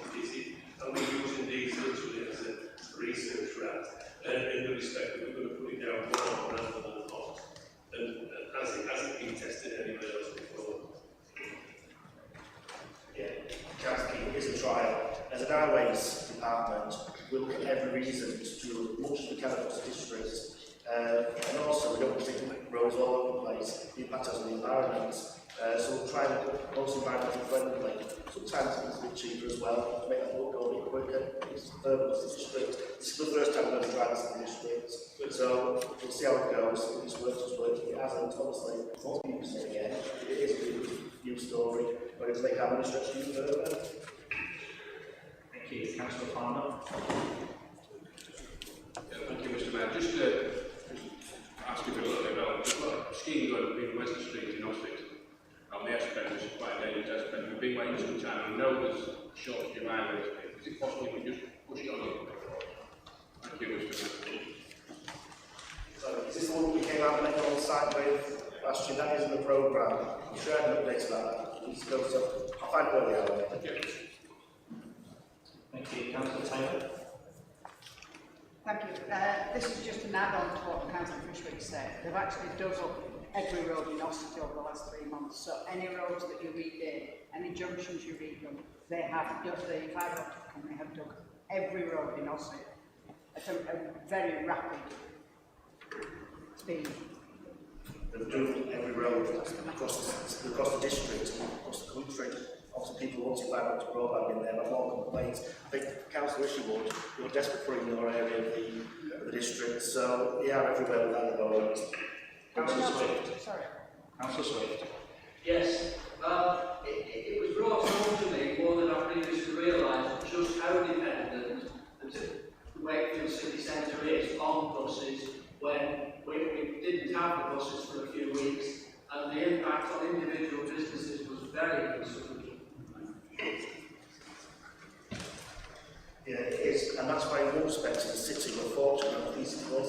Nobody in West Yorkshire has that. So that's still running. We've still got that hopping round our city centre, and also the connection to the hospital for the local service. So we do have that. Thank you. Okay, there's no further questions or comments. The final cabinet report is that of the portfolio holder for resources. Councillor Collins, can you please introduce your report to council? Thank you, Mr. Mayor. Yeah, just an update on the big conversation that the comms team was supporting with. I've just had the information that at the time the report was submitted, we just hit the 200th conversation, and now we've hit 444 as of today. So that's good news. And then finally, I will just highlight the council tax energy rebate. To date, 130,000 payments have been made into residents' bank accounts, and remaining residents who have not provided bank details after we've written out to them will over the next few weeks have their account credited with £150 instead. Once all the payments have been made, then we'll begin to look at the discretionary payment scheme, which details will be out at the end of the month. Right, thank you. Are there any questions or comments on the report, please? Councillor Collins. Yeah, I just want to comment that I mean, I'm a big conversationalist, and it is going around down really well. I was out with a big conversation team, would you believe, in horses last Friday at the supermarket, I have to say. Really good market. It was nice to have a walk around. And we engaged with quite a lot of people, and some people want to talk about, you know, where they live. They want to talk about what the modern area looking like in 10 years' time. So it's a wonderful initiative that's happening, and I'm not surprised that it's up and down now. Thank you. Councillor Gordon. It's just a quick one to say thank you for rearranging the elections working group. It was a clash of meeting that we've all got with the Labour policing team. It was just a follow-up as well to see if, and I know this is something that we'll discuss at the meeting, but have we received any further information, guidance about how we're supposedly going to have to introduce voter ID for next year's local elections, given the inflation as high as it is, the budgetary squeeze that we're all seeing? You know, is this not something that we need to bang the drum on, just saying that it's just, wrong thing, wrong time, and just quite frankly, farcical when we need to be putting money into people's pockets, not try to stop people and disenfranchise them. Thanks, so yeah, I think we agree on that, and we've spoken about it before about working groups and in council. No, in short, we've not received anything. I think that's why we delayed the working group until after summer, in the hope that somebody at some point will tell us how we're supposed to be running elections with the. There's much more to it than just the idea, but the implementations of the elections working bill is going to have a significant impact on our policy, and as yet nobody's telling us what that is and how we're going to do it. Hopefully September, we'll see. Right, thank you, Councillor Collins. Any further questions, comments? Right, so thank you very much for that. Can I just add, I know members would like to get extra questions in supplementaries, and I think we can all feel good about that, but if that's the case, then can you please email any sort of further support? I know there's different people have been trying to do it, but it's obviously been noted this time. Obviously, it's the first full. Okay, it's all right. So let's say just for everybody, because I know obviously one or two others have been itching to do it as well. So thanks. Right. Agenda item 8 is to deal with any questions made by members. No questions have been received. We shall now move on to the final agenda item, which is to consider motions proposed by members. Agenda item 9 is to deal with any motions. 3 motions have been received. The first is from Councillor Collins. I would now ask her to please move the altered motion to Council. Councillor Collins. Thank you, Mr. Mayor. Yeah, thank you for highlighting that we have altered. We received the Conservative amendment and we looked at it and said, right, we're happy to do that, so I hope we can all agree to continue with this motion as is, given that the motion is now what you wanted it to be.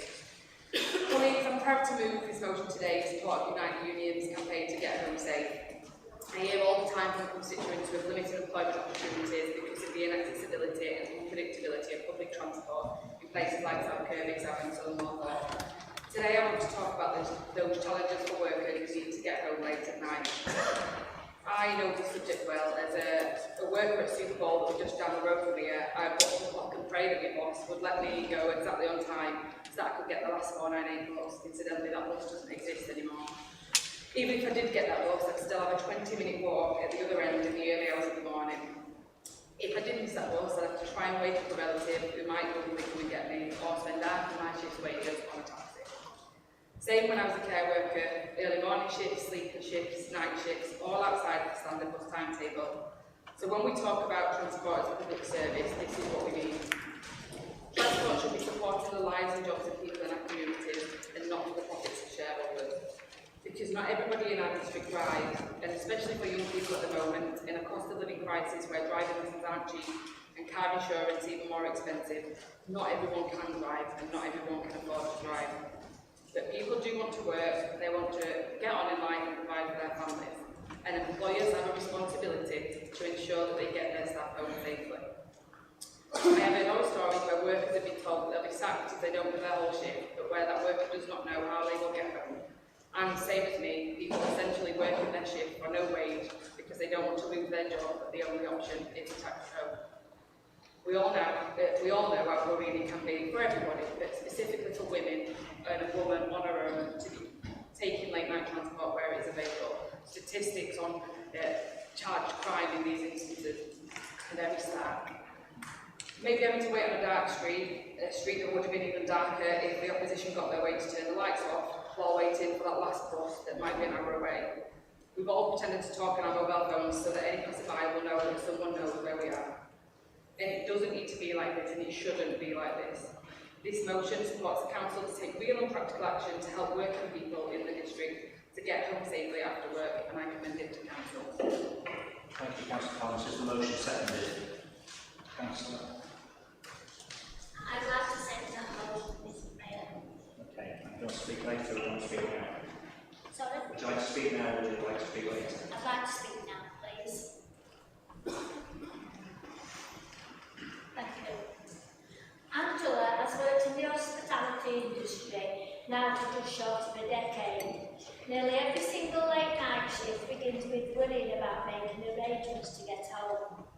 Will she make enough in tips to afford a taxi? Will she have to walk home alone in the dark?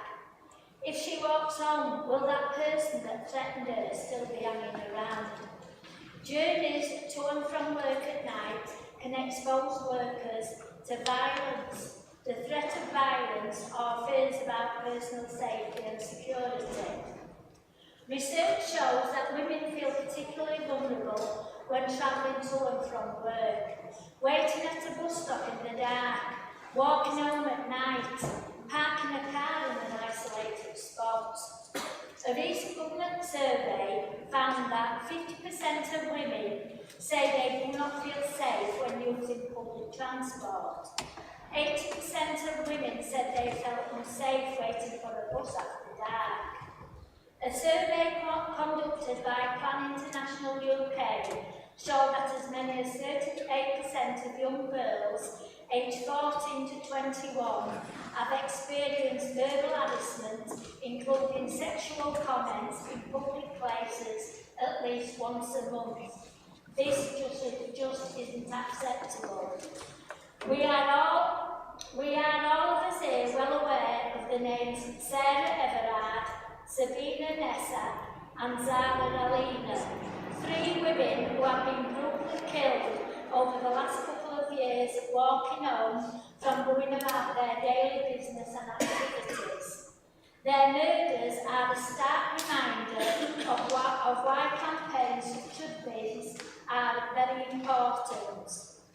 The Get Me Home Safely campaign is rooted in concern for the safety of women who work late and unsocial hours, particularly those in low-paid jobs who cannot afford a taxi, travel home and rely on buses and other forms of public transport, which are often scarce or simply unavailable after midnight.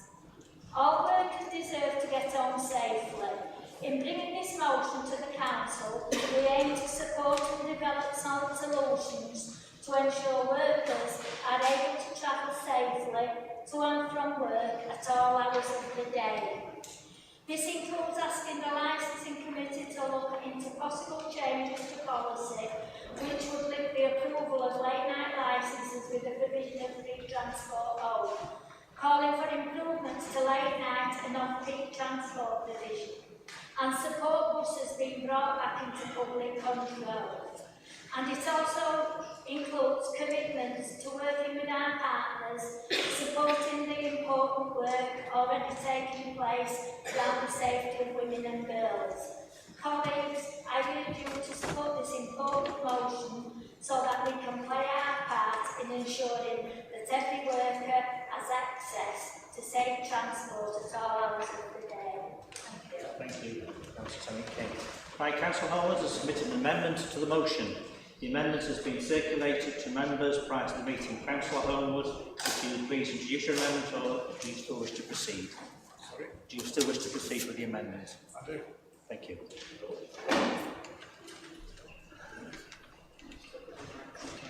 Councillor Tony King. Sorry. As usual, you know, you always try and politicise it. Instead of giving us something we can support, we get to the end, it's all about nationalising the buses. You know, this is an ill thought through motion because it doesn't take account of simple things like the Licensing Act, in my opinion, probably not providing the facility for the council to do what you want to do. The Licensing Act doesn't say you can withhold a licence on that basis. There's lots of other things like privity of contract that you're just trying to ride steamroller over and you don't understand them. Right? The simple fact of it is, we can't support this because it's ill thought through and you have to turn it political at the end by nationalising the buses. Had you left that out, we may have been able to come to an agreement. But we can't. We can't. Again, you know, you've got to think, it's not just about we'll force them to provide taxis on a night. I don't want any woman to be in any danger when she's travelling home from work. You can count on that 100%. But you cannot use the law to try and force people, or employers, to do this type of thing. So you're going to provide taxis. If you don't, we won't give you a licence. You can't do things like that because Parliament hasn't provided for it. And Parliament's in charge, not you. Okay? You can do what Parliament provides for. I don't believe it provides for this. And that's why we can't support it. We were prepared to support it, subject to the learned lady's opinion on what might be the pitfalls of potential judicial reviews and one thing and another, which I'm sure she may see. She's not nodding, but she might later. But there's lots of other issues that, you know, you're trying to force the hand of employers. You can't kind of do that. But we support it in principle. You can't ride roughshod over people's contracts and rights. You just can't do things like that. And that's what you're trying to do. And as I say, at the end you have to politicise it by nationalising the buses, which I don't want to do. Well, that's what it says here. Continue to support moves to bring the buses back into public control. Your amendment. Your amendment. No, somebody calling out, please.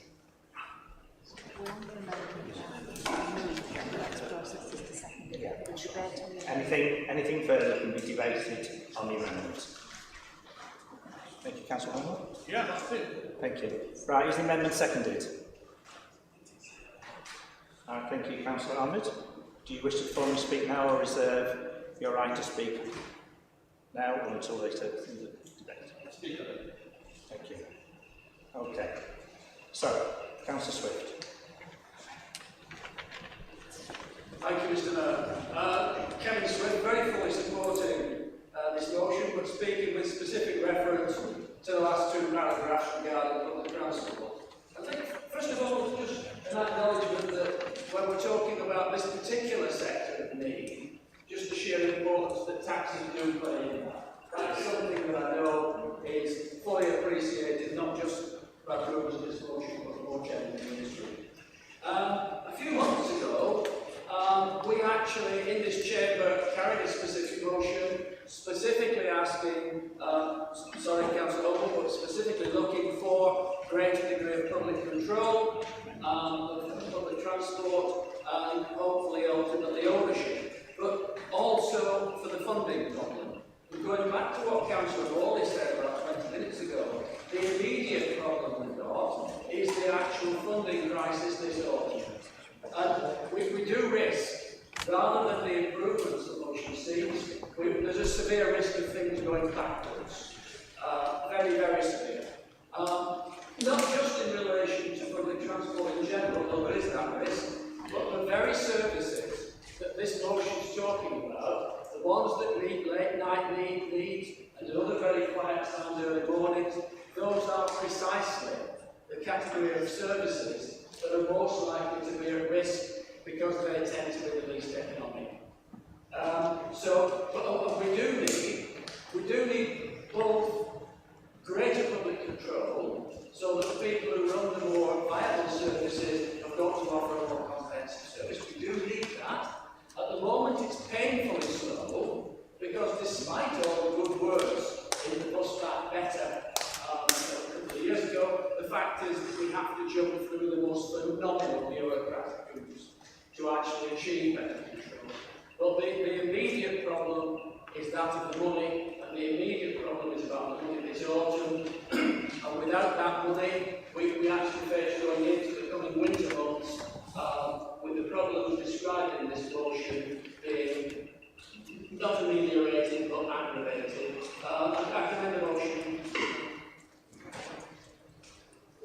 Excuse me, in the gallery, can you put the flashlight up? It's very distracting for us in this direction. Thank you very much, sir. Can I remind members that he's speaking about the amendment rather than the original motion at this particular point in time, in which case Councillor Collins, over to you. Thank you, Mr. Mayor. I'm a bit confused as to the speeches in the moving of this motion, this amendment, because as we know, the Conservatives have amended the Labour Group's motion, my motion, which we accepted all of the changes you wanted actually, which you've had the opportunity to make the speech fine. But in amending a motion, you can change anything in there, yet you chose to keep in back in ownership. So I'm a little bit confused. Maybe you could clarify why you didn't change that as well, and maybe, we probably would have done, but we would have had the opportunity to do that. Sorry, Councillor Ahmed. Point of order. Can we sit down for a second, please? No, but I've got a point of order which allows us to speak on the... Is it about the...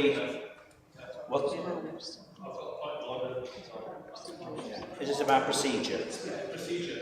The procedures, as you know, which incompetence or whatever. It's addressed to me, please. Yeah, so as you should be aware, point of order is that you cannot do an amendment which undermines the entirety of your motion. Which, if we were to remove that, that would have undermined your motion because that's something that you've intentionally put in there. So that's the procedures in there which you should be aware of as a portfolio holder.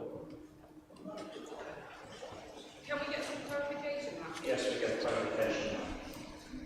Mr. Mayor, in terms of the procedure, once a motion has been put onto the face of the agenda, an amendment to that motion can be submitted. It is right to say that the rules prevent an amendment which would negate the motion. The test for that is whether it undermines the motion in its entirety. So in a sense, both parties are correct here. It was possible to amend that second part, it hasn't been done, but it is also not possible to negate the motion. Both the original motion and the amendment and the alteration are all valid. So that puts us in the position that we are debating an amendment to a motion where there is an altered motion, which we will return to in due course if the vote goes that way, which says the same thing. Unfortunately, that is the rules and that's what we have to do. Thank you, Mr. Marshall. Councillor Collins, obviously you were instructed with the point of order. Do you wish to continue? No, I think I've said plenty. I think it's baffles me why you put an amendment in that you don't agree with, to be honest. I think it's just where it starts and most of the time Thank you. Councillor Jones. I want to speak on the motion. Councillor Rain. I just wanted to say that I actually support the amendment and I'll be voting for it to go through. It's a shame that the opposition have amended the motion, which will now become the substantive motion, and then they won't support it. It makes absolutely no sense to me. But I'll be supporting it. Councillor Morley. Councillor Oldwood, the gift that keeps on giving. Thank you so much. Whoever gets up in the council chamber and says they don't support public ownership of buses is absolutely ludicrous. You was quite happy to support your bus service from Ossett being subsidised, if needs be, from the combined authority and not being withdrawn, when your ward colleague was sending me emails after emails after emails, Councillor Taylor, asking me to withdraw and make sure that carried on when it wasn't my decision making, and we worked with the combined authority to plug that gap. So you're quite happy then that you don't support public ownership. That's one of the reasons I do support public ownership. We need that in this district to get buses in all the districts where we need to have them. We've got such a poor bus service now, it's unbelievable. If you're saying you support that poor bus service, continue where it is. No, I don't it's support ridiculous. You Absolutely ridiculous. So thank you very much, and thank you for writing the part of our manifesto for next year. Right, does anybody else wish to speak on the amendments? Okay. Yep, Councillor Girls. Sorry, I might just be being a bit thick here, but I'm well confused now. I don't know what I'm supposed to be voting on it. The amendment says that they want to see buses back in public ownership. Now they're saying no. I'm confused. The amendment Am I talking that? I don't know. Has anybody else in this chamber been a bus driver? I was a bus driver for 19 years at least. And I can tell you, privatisation of the buses was the biggest mistake ever made.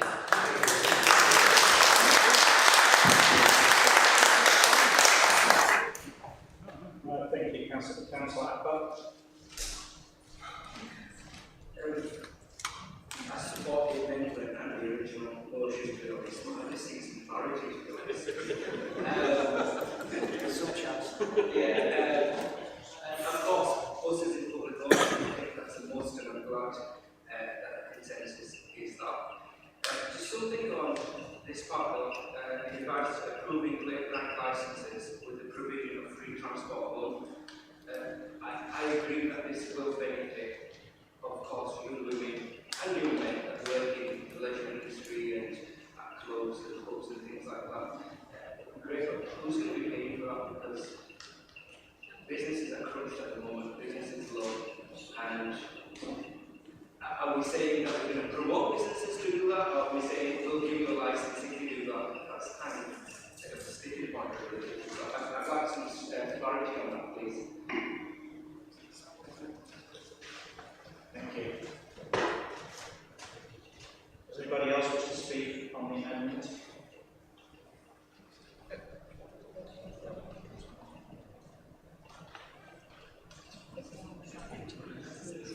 Councillor Holmes, do you wish to reply? No. Thank you. Councillor Ahmed, as you are the second to the motion, do you wish to... The amendment, sorry. Do you wish to make any further comments? I'll just, in terms of the original motion, I think, sorry, the amendment. The amendment. Yes, that's what I'm saying. So the amendment in there just seems like a waste of time of council to actually do the entire thing, considering that you're a portfolio holder, and the resolution that you bring forward is something, I don't know whether ineptitude or, you know, like incompetence. All these issues that you've raised here, that's talking about the amendment. So, as a portfolio holder, as people know in the public as well, this person is a portfolio holder, so they make up the cabinet, and they're the direction set by the council, by these people, and they're unable to bring this is something you could have done, brought it to the council, and all the things that you've raised in there are important issues, and they could have been done without you having to bring this motion to the council. It's just time-wasting exercise. Ill thought through.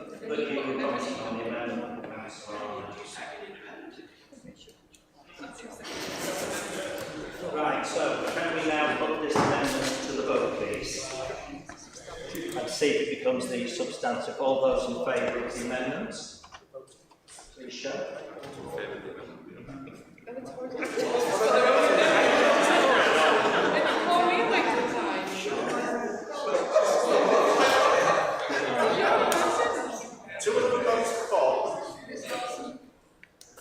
Right, those against amendments?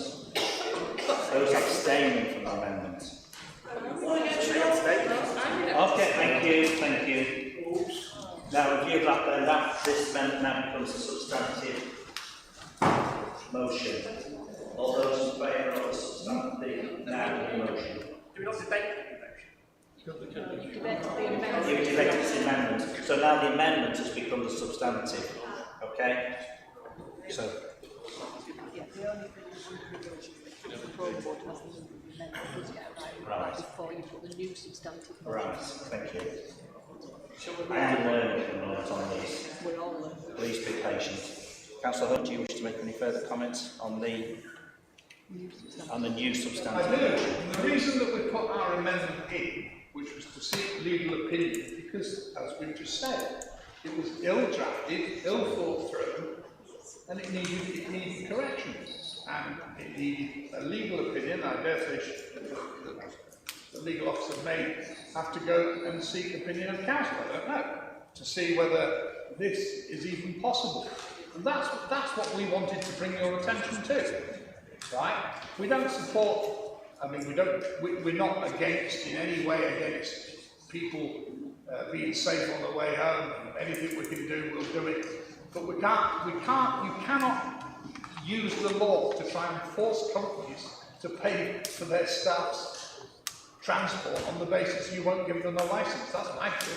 Go and look at the Licensing Act. It doesn't say you can do anything like it. And I'm pretty sure you can't. That's all I'm saying. We're drawing your attention to it because you don't think it through properly. You didn't. Thank you, Councillor Howard. Right, now that we've got the new substantive motion, those... Right, so we're going to the vote now on the new substantive motion. So, all those in favour of the motion? I'm confused in the terms, because normally we've had it you go straight to taking the amendment and then you come to the new substantive motion. So I'm it's like, can we just... Yeah. Can we get a clear in fairness, I expect this to be quite confusion over This is highly complicated. We have been looking at different strategies for this one. So, When an amendment is moved, seconded and debated, council votes on whether it becomes the new substantive motion or not.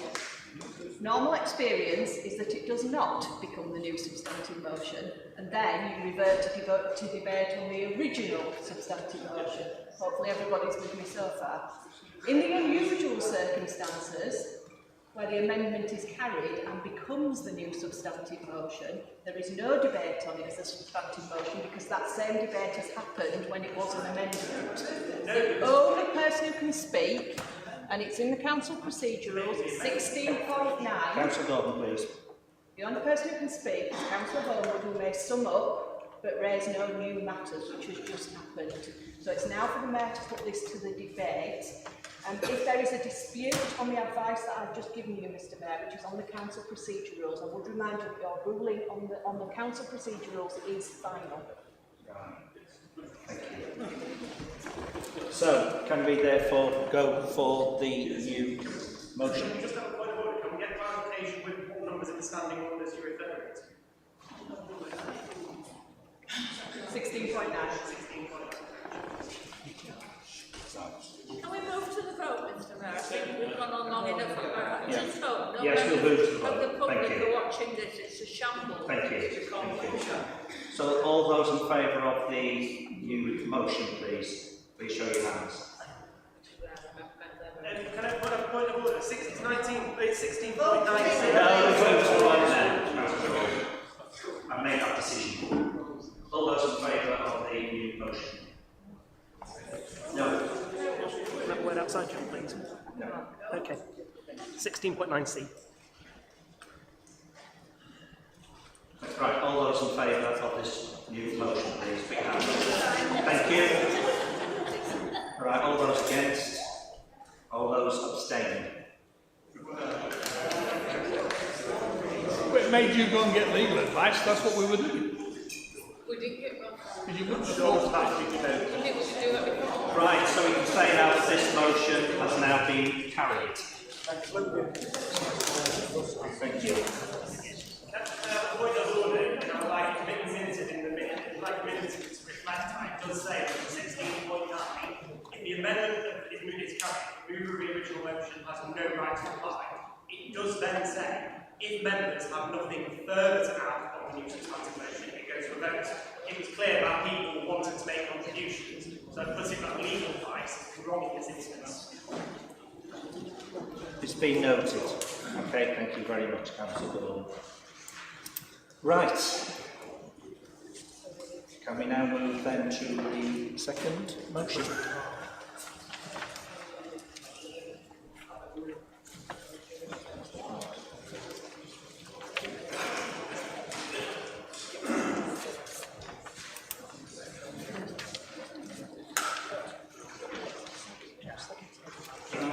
Right, the second altered motion is from Councillor Graham. Would you please move your altered motion to Council?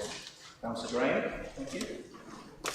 Well, I'm really looking forward to raising this important issue. I'm absolutely dreading it now because I don't sort of know what's going to happen from this side of the room. I'll get on with it and we'll see. NHS dental care services have been left underfunded and overstretched for over a decade now, and you don't have to look too far before learning the consensus that the government's NHS dental contract is completely unworkable and is driving more and more dentists into the private sector. Here in Wakefield, we have hundreds of residents across the district who are struggling to find an NHS dentist, finding it impossible to get an appointment with an NHS doctor, and who are living in pain and relying on painkillers to get by. I was trying to think of a suitable metaphor given the heat outside, but it's quite literally a desert of availability when it comes to NHS appointments in this district, and it's across the country as well. I say it's hundreds of people waiting.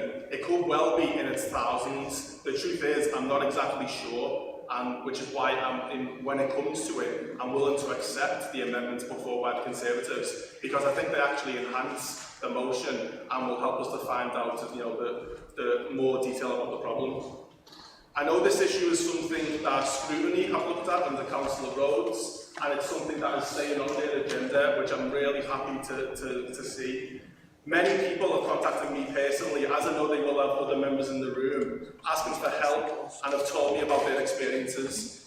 If you find an NHS dentist that are taking on patients, the reality is when you actually call them up, you're waiting for up to 18 months to be accepted, and then it's getting an appointment after that. Just to give two examples, one person who contacted me was told she needs a root canal last year and couldn't afford to pay for private treatment.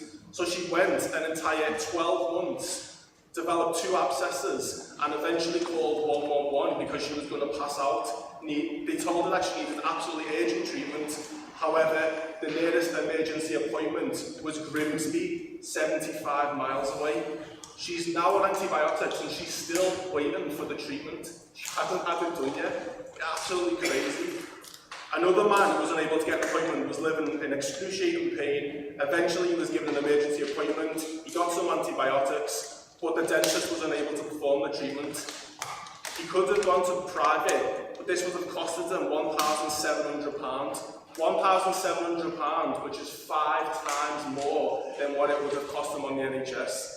This is someone who goes to work every day, he's earning a living, but he's not got an awful lot of money and he needs help.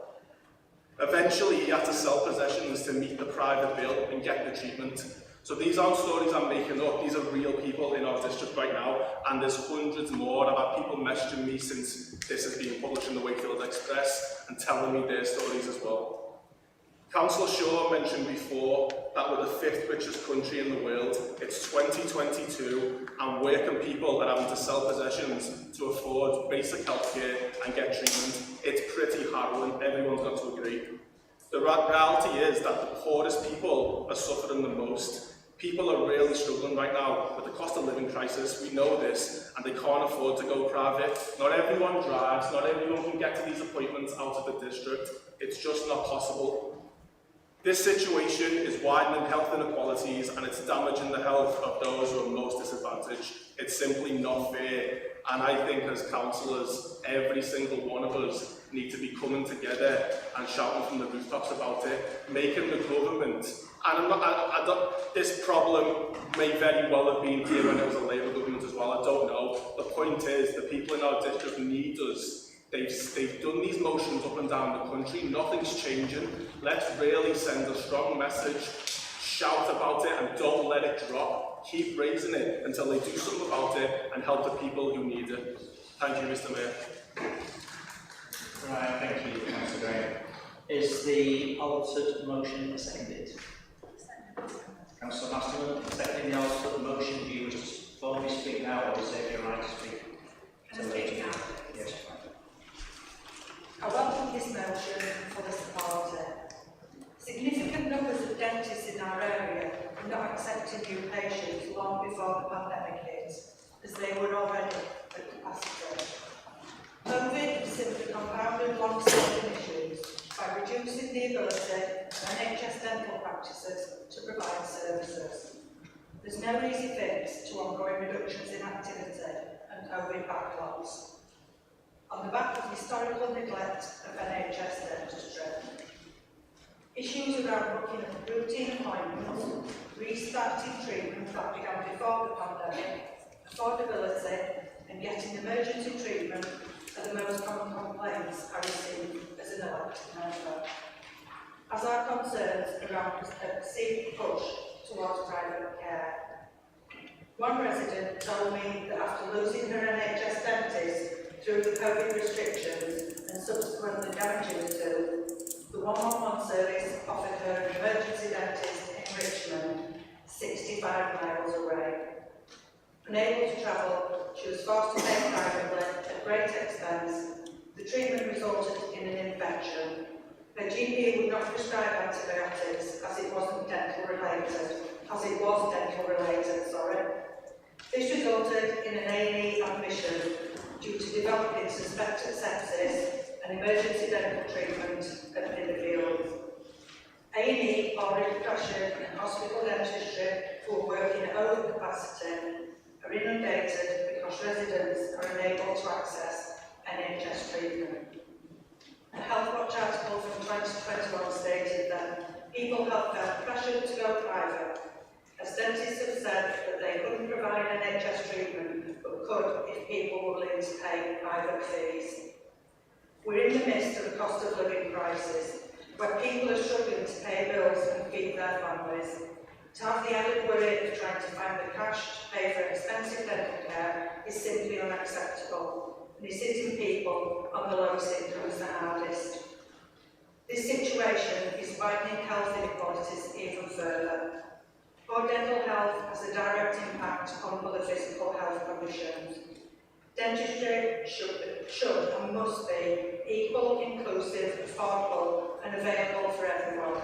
That is why we are calling on the government to prioritise resources and funding for NHS dentistry, a basic need for the health of Wakefield residents and nationally.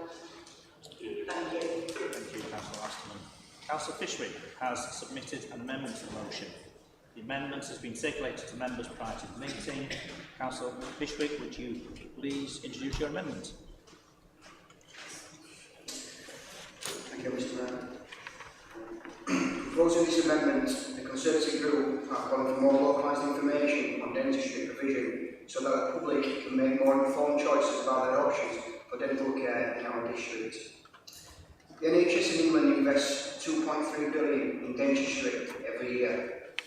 There were 30,628 dentists providing NHS services in the UK during 2020, and an increase of 141 from the year previous.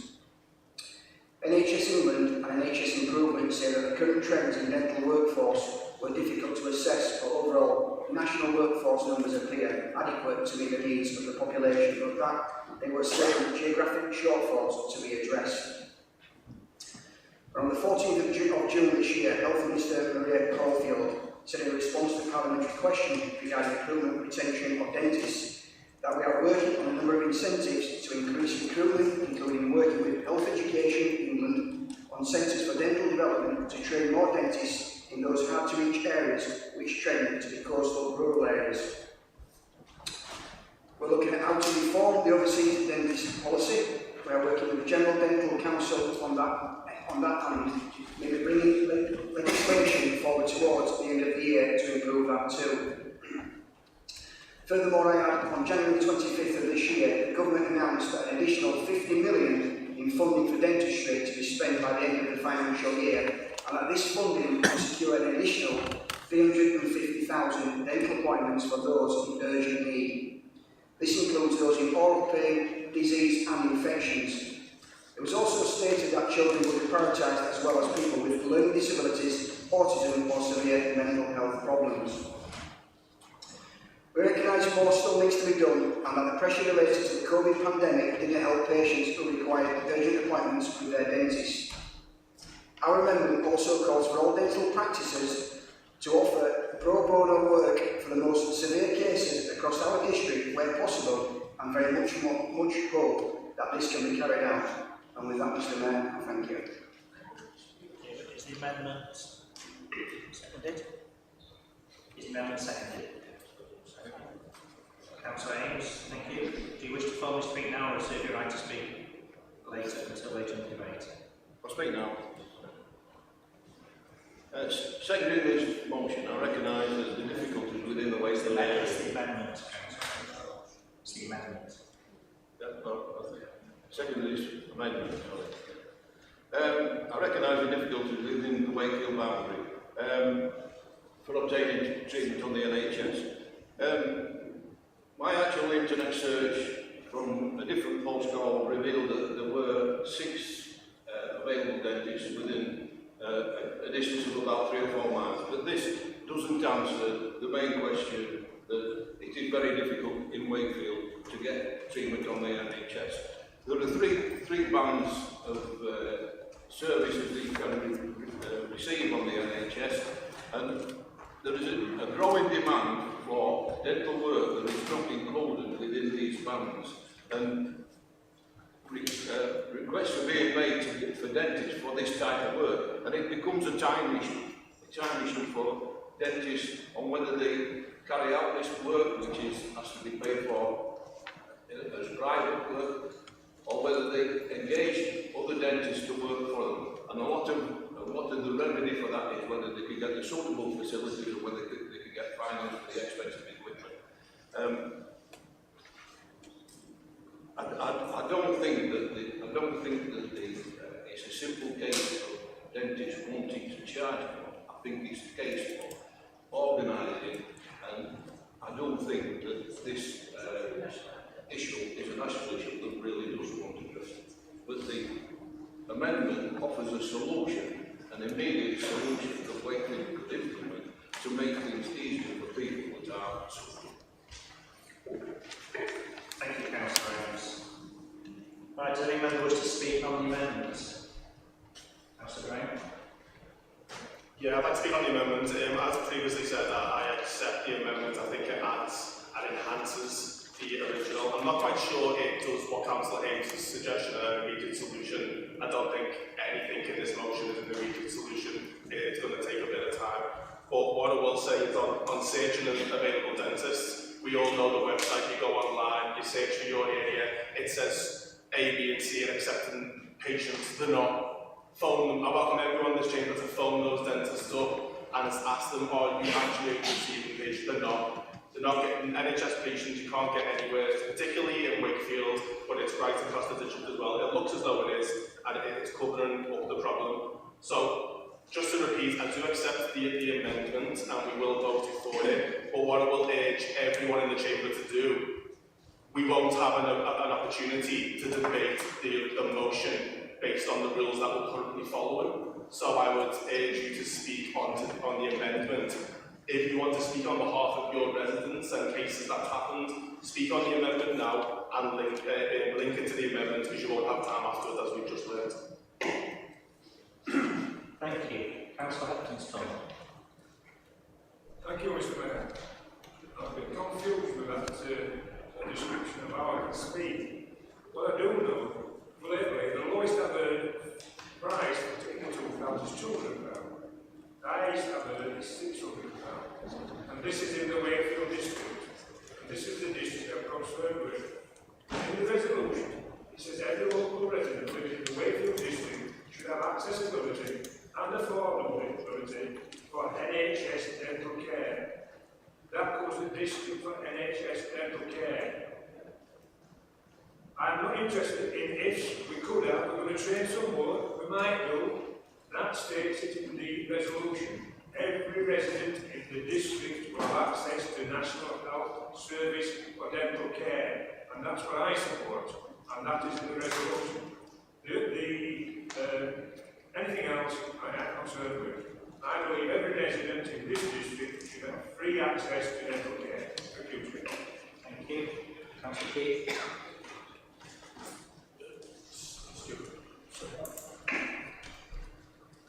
Yeah, thank you, Mr. Mayor.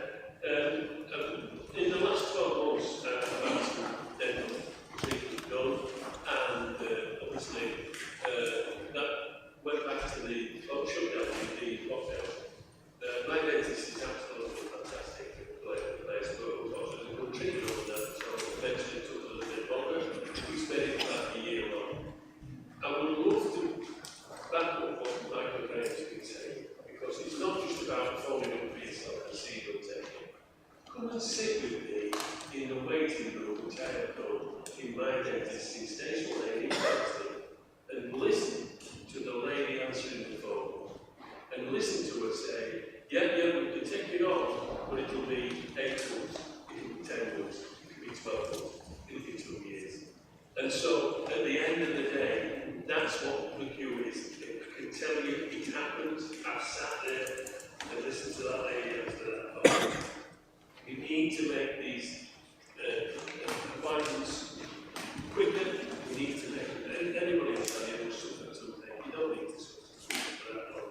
But to get worse, you need to make not only these appointments to get remedial work, you need to also double underline the fact that you should keep up with your regular appointments with your dentist and inspections. Councillor Lord. It's a point of order, and I know probably all get sick of me making them, but I do think it is quite important that we actually run councillors' way. So it's just alluding to what Michael said a little bit ago. And the speeches we just heard, we should be having speeches that are on the amendment and speak to the pitfalls and merits of that amendment. Following that, whether it's moved and whether that amendment is carried, then we should move to anything further to add on the substantive motion, which is debate the new substantive motion. I'd rather see decisions taken that are correct, and if we have to pause to go outside and get the right advice, that would be much more preferable than trying to just have to repeat what we had on the first motion. So if we could, if we want to take 2 minutes now to do that and make sure we set out the debate in the way it should be in the council's constitution, that'd be appreciated. But what sort of example does it set to residents of this district? If you do what's going to quicken and speed this up so we can all go home, and actually you should do it by book to a letter of word within the constitution. Thank you, Councillor Lord. Obviously, you appreciate this has become a very complex procedure this afternoon, and obviously to try and ensure that we get this correct. And yes. Thank you, Mr. Mayor. There are a number of rules that apply to the circumstances that you find yourself in today, and frankly they're inconsistent. So I'll just run through them for you. First of all, 16.6e says that if an amendment is not carried, the Mayor proceeds to allow debate on the motion as originally submitted. In other words, you return to the original substantive motion. 16.6f, however, says that if an amendment is carried, which it was, and may well be in this debate, the motion as amended takes the place of the original motion, becomes the substantive motion. That rule does not include any provision to go back and have a debate on the new substantive motion. I take Councillor Gordon's point made earlier that when you talk about the right to reply, which is 16.9, which I referred to earlier, that does say if there's no further debate on the substantive motion, then only the mover of the amendment has a right to reply. I think what matters here, given that the motion has been presented, amended, the alteration has been accepted, we're talking about an altered motion, is that councillors have the opportunity to speak, irrespective of which part of the meeting it's in, and that's what Councillor Graham has just suggested.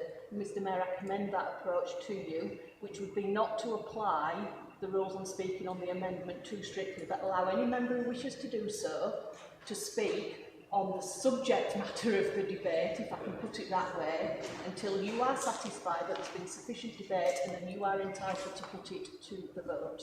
Right. Are you happy with that interpretation, Councillor Gordon? Thank you. Councillor Swift. Yeah.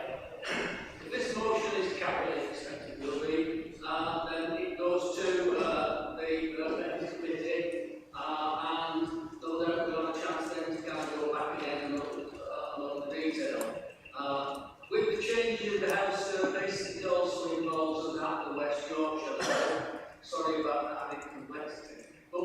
somewhere in the middle of all this, just one of the problems to be overcome is the lack of clear accountability within the NHS organisation for whose job it actually is to make certain that there is provision. The whole basis for where the NHS is, going back in a sense to the GP contracts in 1948, is it just assumed that it's a straightforward free market arrangement between patient and dentist that the NHS then reimburses under whatever complicated formula. But what's missing is actually a clear-cut onus where you can say it's your job to make it certain that there is this provision. And that gap, I've no doubt, is something that when it goes into scrutiny will feature in the response. Right, thank you, Councillor Swift. Does anyone else wish to speak on Councillor Wickett? Yes, thank you. Just to address the final point before we get to resolves, where it says every resident should have access to accessible and affordable NHS care. One of the things I used to do was represent people who worked in community health services, and it was really important that as well as the sort of general practice dental world that we're talking about, we also consider the importance of sort of services for people who are learning disabilities, people in nursing homes and so on. And I want to remember that when we have that, when scrutiny looks at it, it actually looks at the whole range of dental provision, not just the sort of headline, the horrific experiences people are having, but not just the headline thing, the general practice dentistry, but look at what is happening in community dental services. Because I mean, I was staggered by statistic recently. Oral health significantly contributes to your stroke risk. So if people in nursing homes, if we don't represent oral health, we do have issues there. So I think it's really important to looks at community dental services as well as general dental services. Thank you, Councillor Peters. Does anybody else wish to make any comments at this point? Councillor Hogan. It's no surprise really, and we all know why, that anybody wanting to cause somebody pain, they go for the teeth. And we all know why that is, because when you got a tooth pain, my God, it wears you down to that. And I truly don't think anybody should be walking around in the levels of agony that I've suffered, and I'm sure pretty much everybody else in here has suffered at one time or another. And for that reason, I should be supporting the whole thing, believe it or not. Right, so, on that comment, I'm sure we're all relieved by that comment. I think I'll very quickly go to Councillor Fishwick as the mover of the amendment. Do you wish to reply? No, thank you, Thank you very much. Right, so, come to the instructions. We'll now take the amendment to the vote. To clarify this, is to determine whether the amendment from Councillor Fishwick should become the new substantive motion. Please show all those in favour of the amendment. Fantastic. Thank you. No abstentions? Right, so that means now the amendment becomes a substantive motion.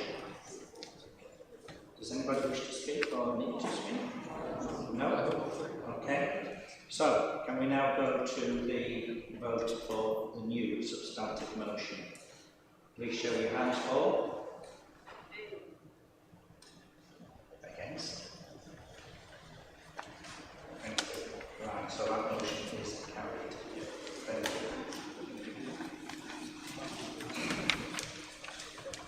The third and final motion is from Councillor Ahmed. Would you please move your motion to Council? Councillor Ahmed.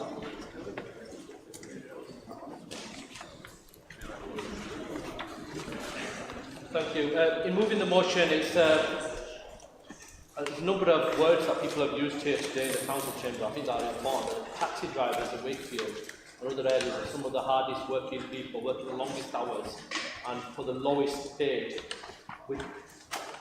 And it's something that we say, well, have you done it? I did it for 4 days and I couldn't do it after that. So it was... Yeah, sorry. Yeah. So it's something that a number of years ago, I actually applied for a taxi badge in Wakefield quite a few years ago. And I went through it, it was just something that I wanted to, in terms of I'm driving in Charleston and Normanton. And I did it for about 4 days.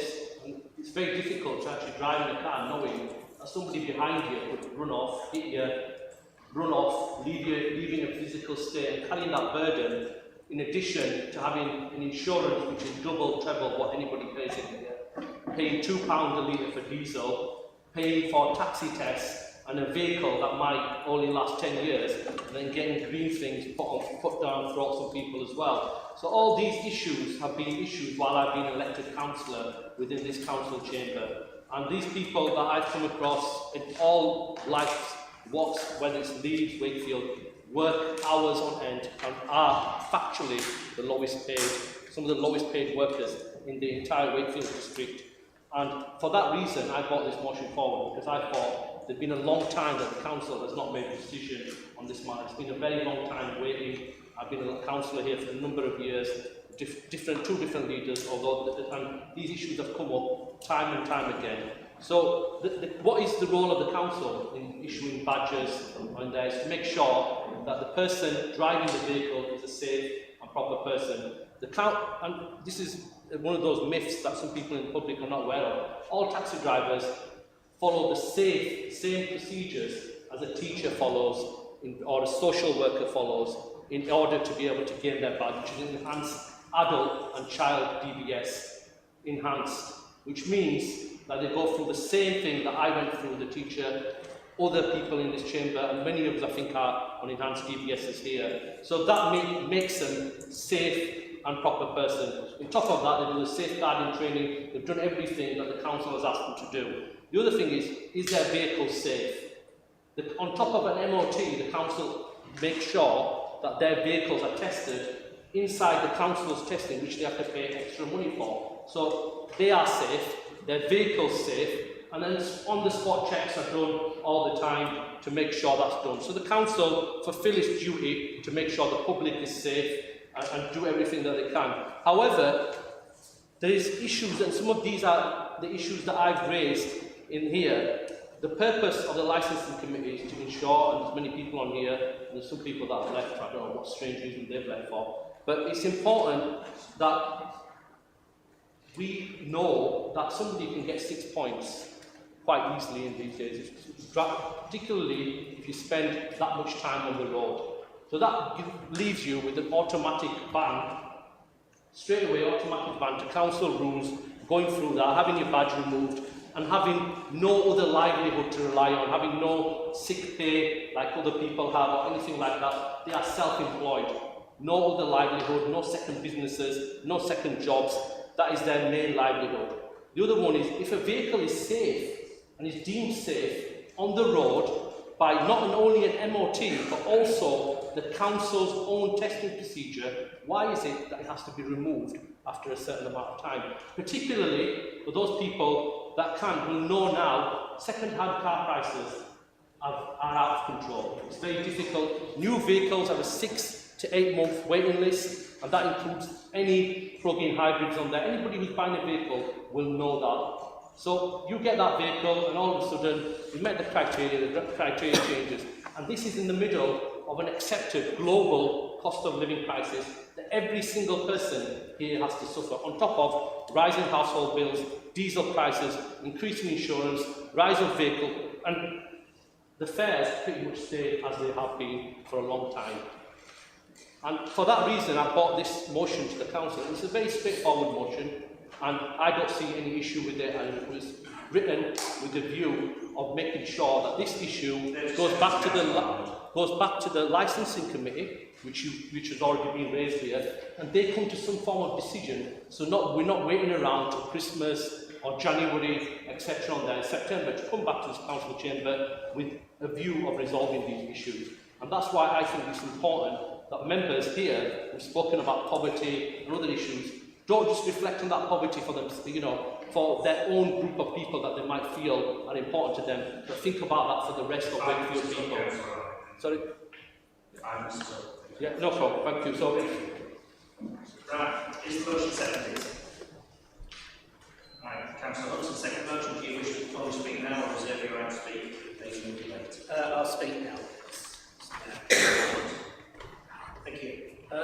Mr Mayor. I second the motion moved by Councillor Ahmed.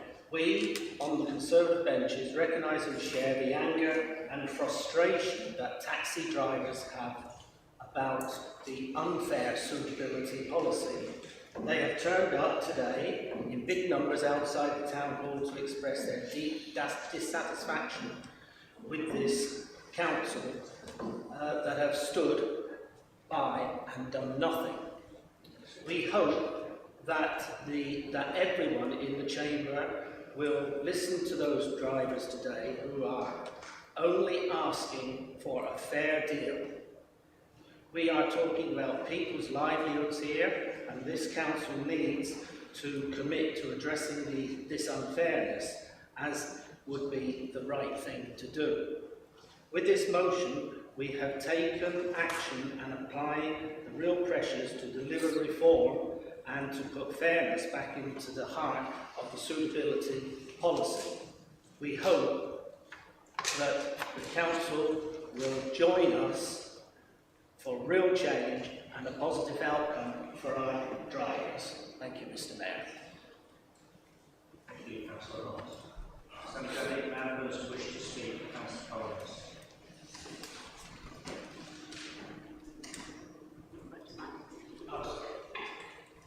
Thank you, Mr Mayor. We have listened to the issues highlighted by the private hire and taxi trade, and we have committed to taking positive action to address those concerns. However, there is a process of considering such amendments to policy and a place where policy can be changed. As the leader has said in her report, many of the key asks outlined in this motion are already being considered and reviewed as part of the policy review. The concerns, including window tip requirements, are being considered by the licensing committee next week. It is important that licence policy, conditions, good practice and procedures are considered in the proper way by the licensing committee. This includes oversight of licensing policy in relation to public safety. Mr Mayor, as a council, it is right and proper that we balance the needs of the trade with the safety of our residents. Public safety should be at the centre of any licensing policy, and it would not be right for this council to bypass those safeguards with this motion. This motion is designed to stoke nothing but hate and division between communities, and the Labour Group will not be a part of that. We will not undermine the processes in place to deal with such issues, and unlike the Tories opposite, will not play politics with public safety. Councillor Akbar. Not going to play hidden politics, just going to speak about taxi drivers. I've been raising these concerns for the last 16 months.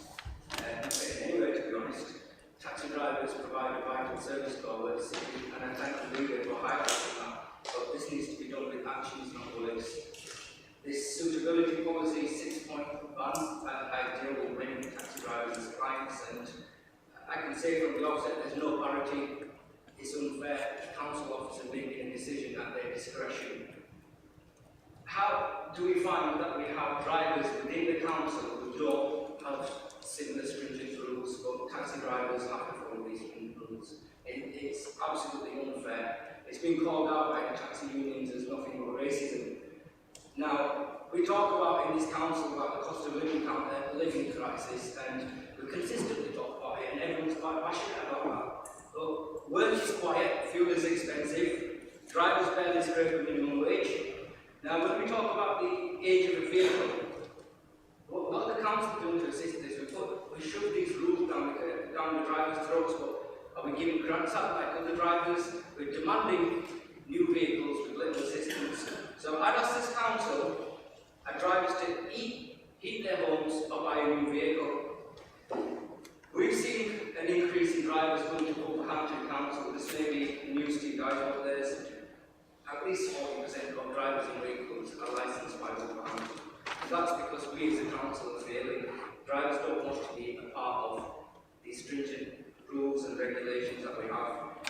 I will highlight that public safety is paramount and it's the highest priority, but we don't need such harsh rules which are over-policing our drivers. I'm calling upon this council to amend the regulations, to amend the rules, to provide fairness for our drivers. I understand there may be processes in place, but we need to quickly get on with these. It's been a very long time waiting for action to be taken. I'm just going to put on record today as well that I find it quite despicable that certain elected members have been having meetings meetings with taxi drivers and making negotiations with them, and today calling a conflict that their brothers or dads are taxi drivers and then leaving the room with a conflict of interest. I think that's very underhanded. But there we are. I did have a meeting with the service director just in regards to tinted windows. It was confirmed to me that research shows that it doesn't make the drivers or the passengers safer. So, you know, most electric vehicles and hybrid vehicles come with already tinted glass. We're trying to move to a green environment, to climate change. So what we're waiting for, why do we need to go through lengthy processes? 2 months, 3 months, that's acceptable, but waiting years on hand for taxi drivers is unacceptable. Taxi drivers feel frustrated, they feel that their problems are being brushed under the carpet. I'm not interested in playing politics, I'm not interested in who gets the job done as long as it gets done. So I urge this council to please take action.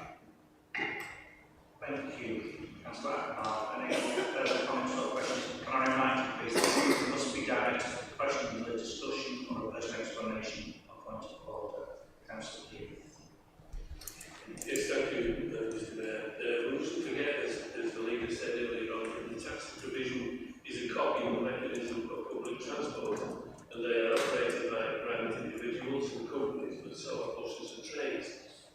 The taxis often fulfil a particular set task that no other form can provide, such as ferrying pupils from homes to places of education.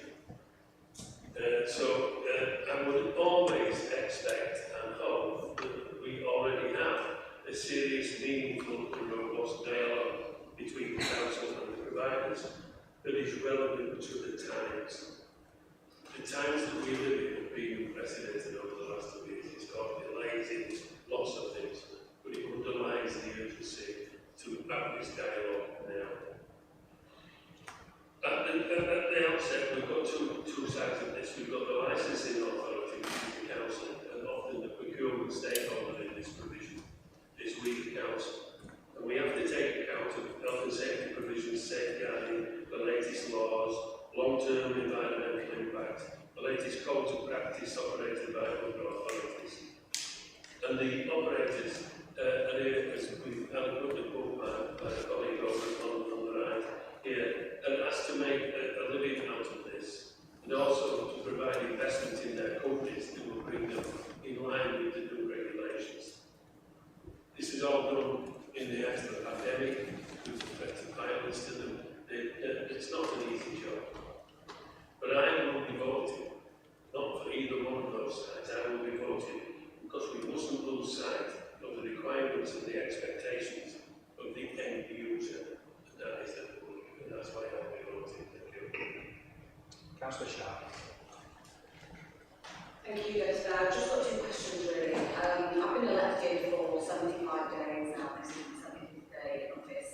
It's become increasingly difficult to get a straight answer out of any department within licensing. You go to the licensing council officers that help set the policy. Councillor Sharp, can I just clarify, are you speaking to the motion? Yes, I'm speaking to the motion, yeah. I'm highlighting the point that if I can't get a straight answer, how are members of the public call the taxi drivers? So if the senior council officers are telling me that I need to approach the licensing committee, and the licensing committee are telling me that they need to seek advice before they speak to me, how is everyone meant to make sense of what's going on within this policy? And question number 2, the suitability policy has been obviously imposed for public safety reasons. What I would ask is, why aren't the bus drivers within that? Why aren't the coach drivers within that? Every one of these employees either has a driving role or interacting or transporting members of the public. So, an example that I would use is like one of these in the council with access buses on the way in, driving into the meeting. We're asking taxi drivers to take up hybrid or electric vehicles within a 10-year age limit, but we don't have that same policy within our own council access vehicles. So I've got registration plates if you want them for the record.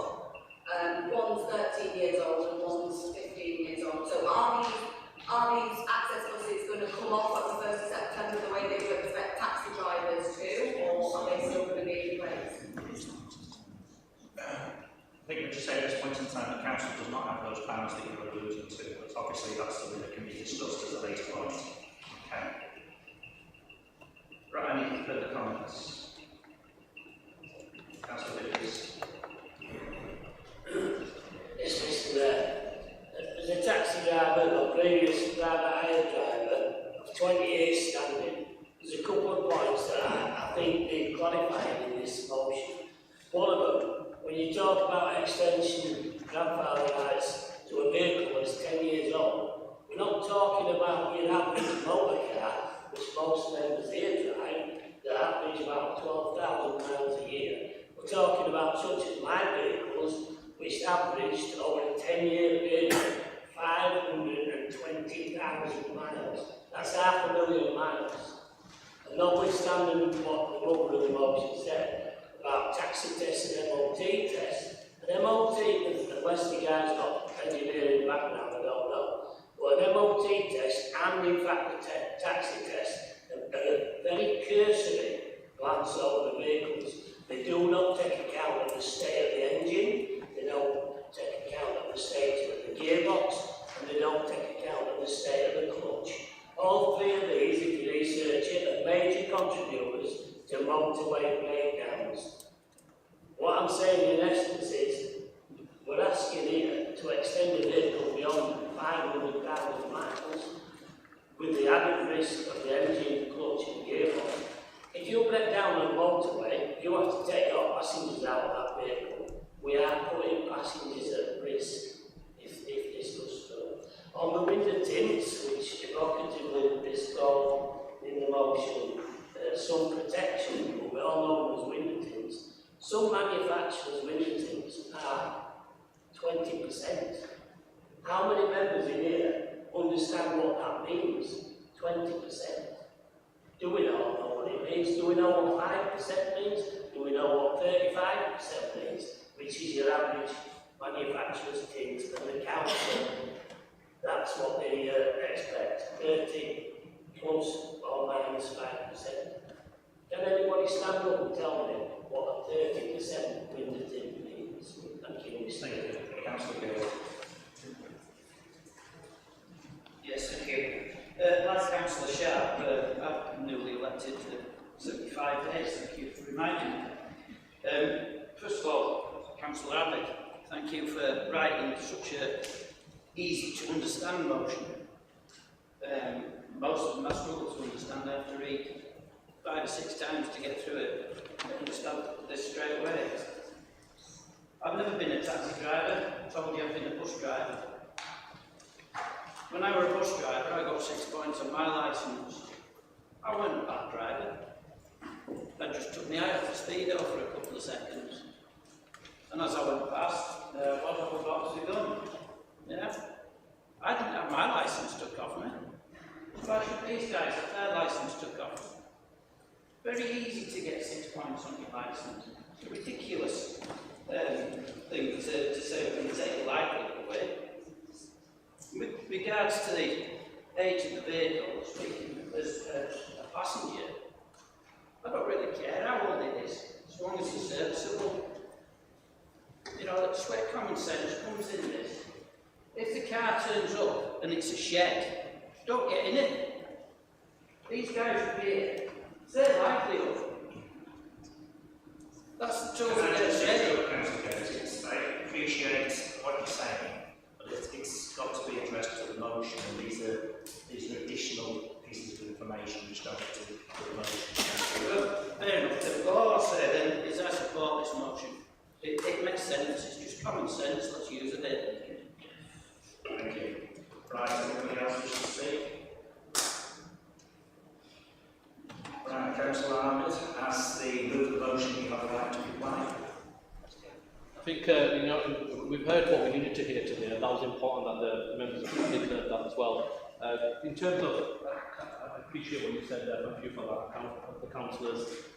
Councillor Gertz, Akbar, Councillor Sharp, the items that you mentioned in there were addition items. I think this was the beginning of the motion in there. Some English, for the councillor that, technical engineer for Ferrari over there. So just for him, my specialism is literacy. So I went to university on that. So I'm going to just give you a literacy lesson before I finish this.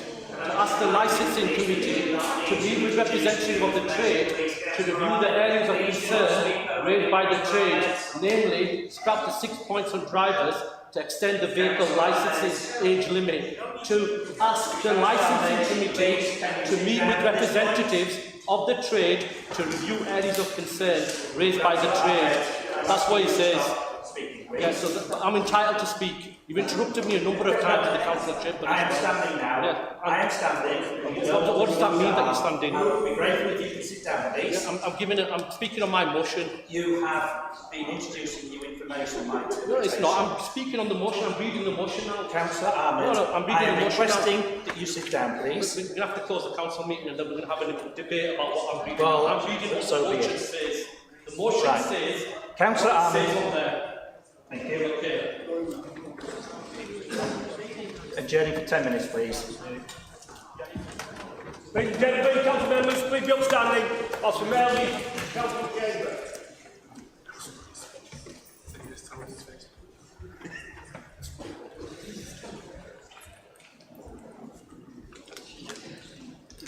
Official first meeting, Tony, yeah?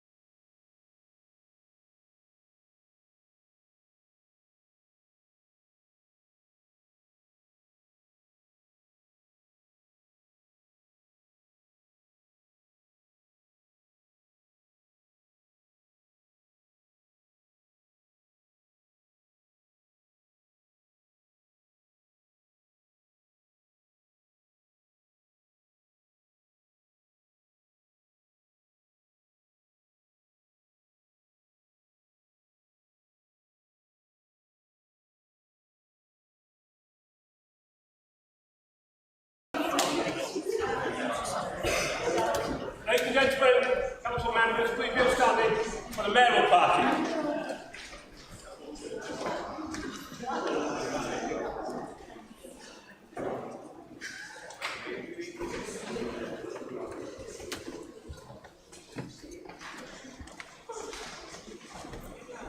Right. Sit down.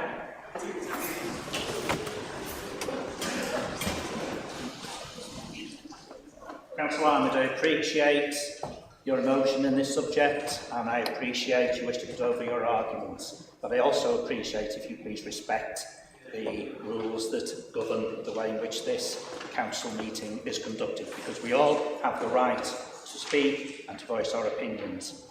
Thank you. Councillor Ahmed, do you wish to say anything more? Reminding you, that obviously you stick to.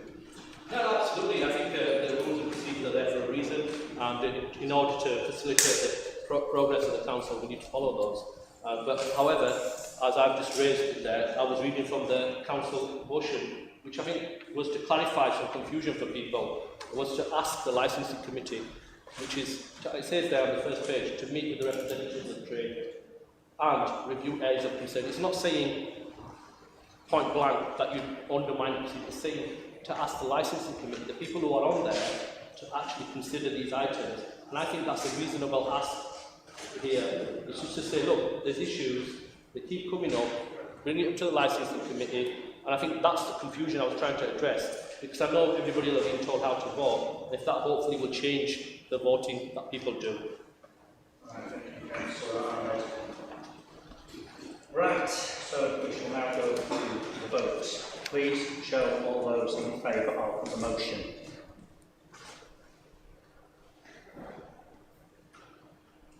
Please show those against the motion. Any abstentions? Thank you. Chair, on a point of order, Is this to do with the procedures, Councillor Swift? I believe so. I voted mistakenly against. I intended to abstain. So obviously we can amend the record to that. Right, in view of the vote, then this motion is not carried. And that, colleagues, was the last item on what has been a rather long council meeting. Thank you for your attendance, and I now declare the council meeting closed.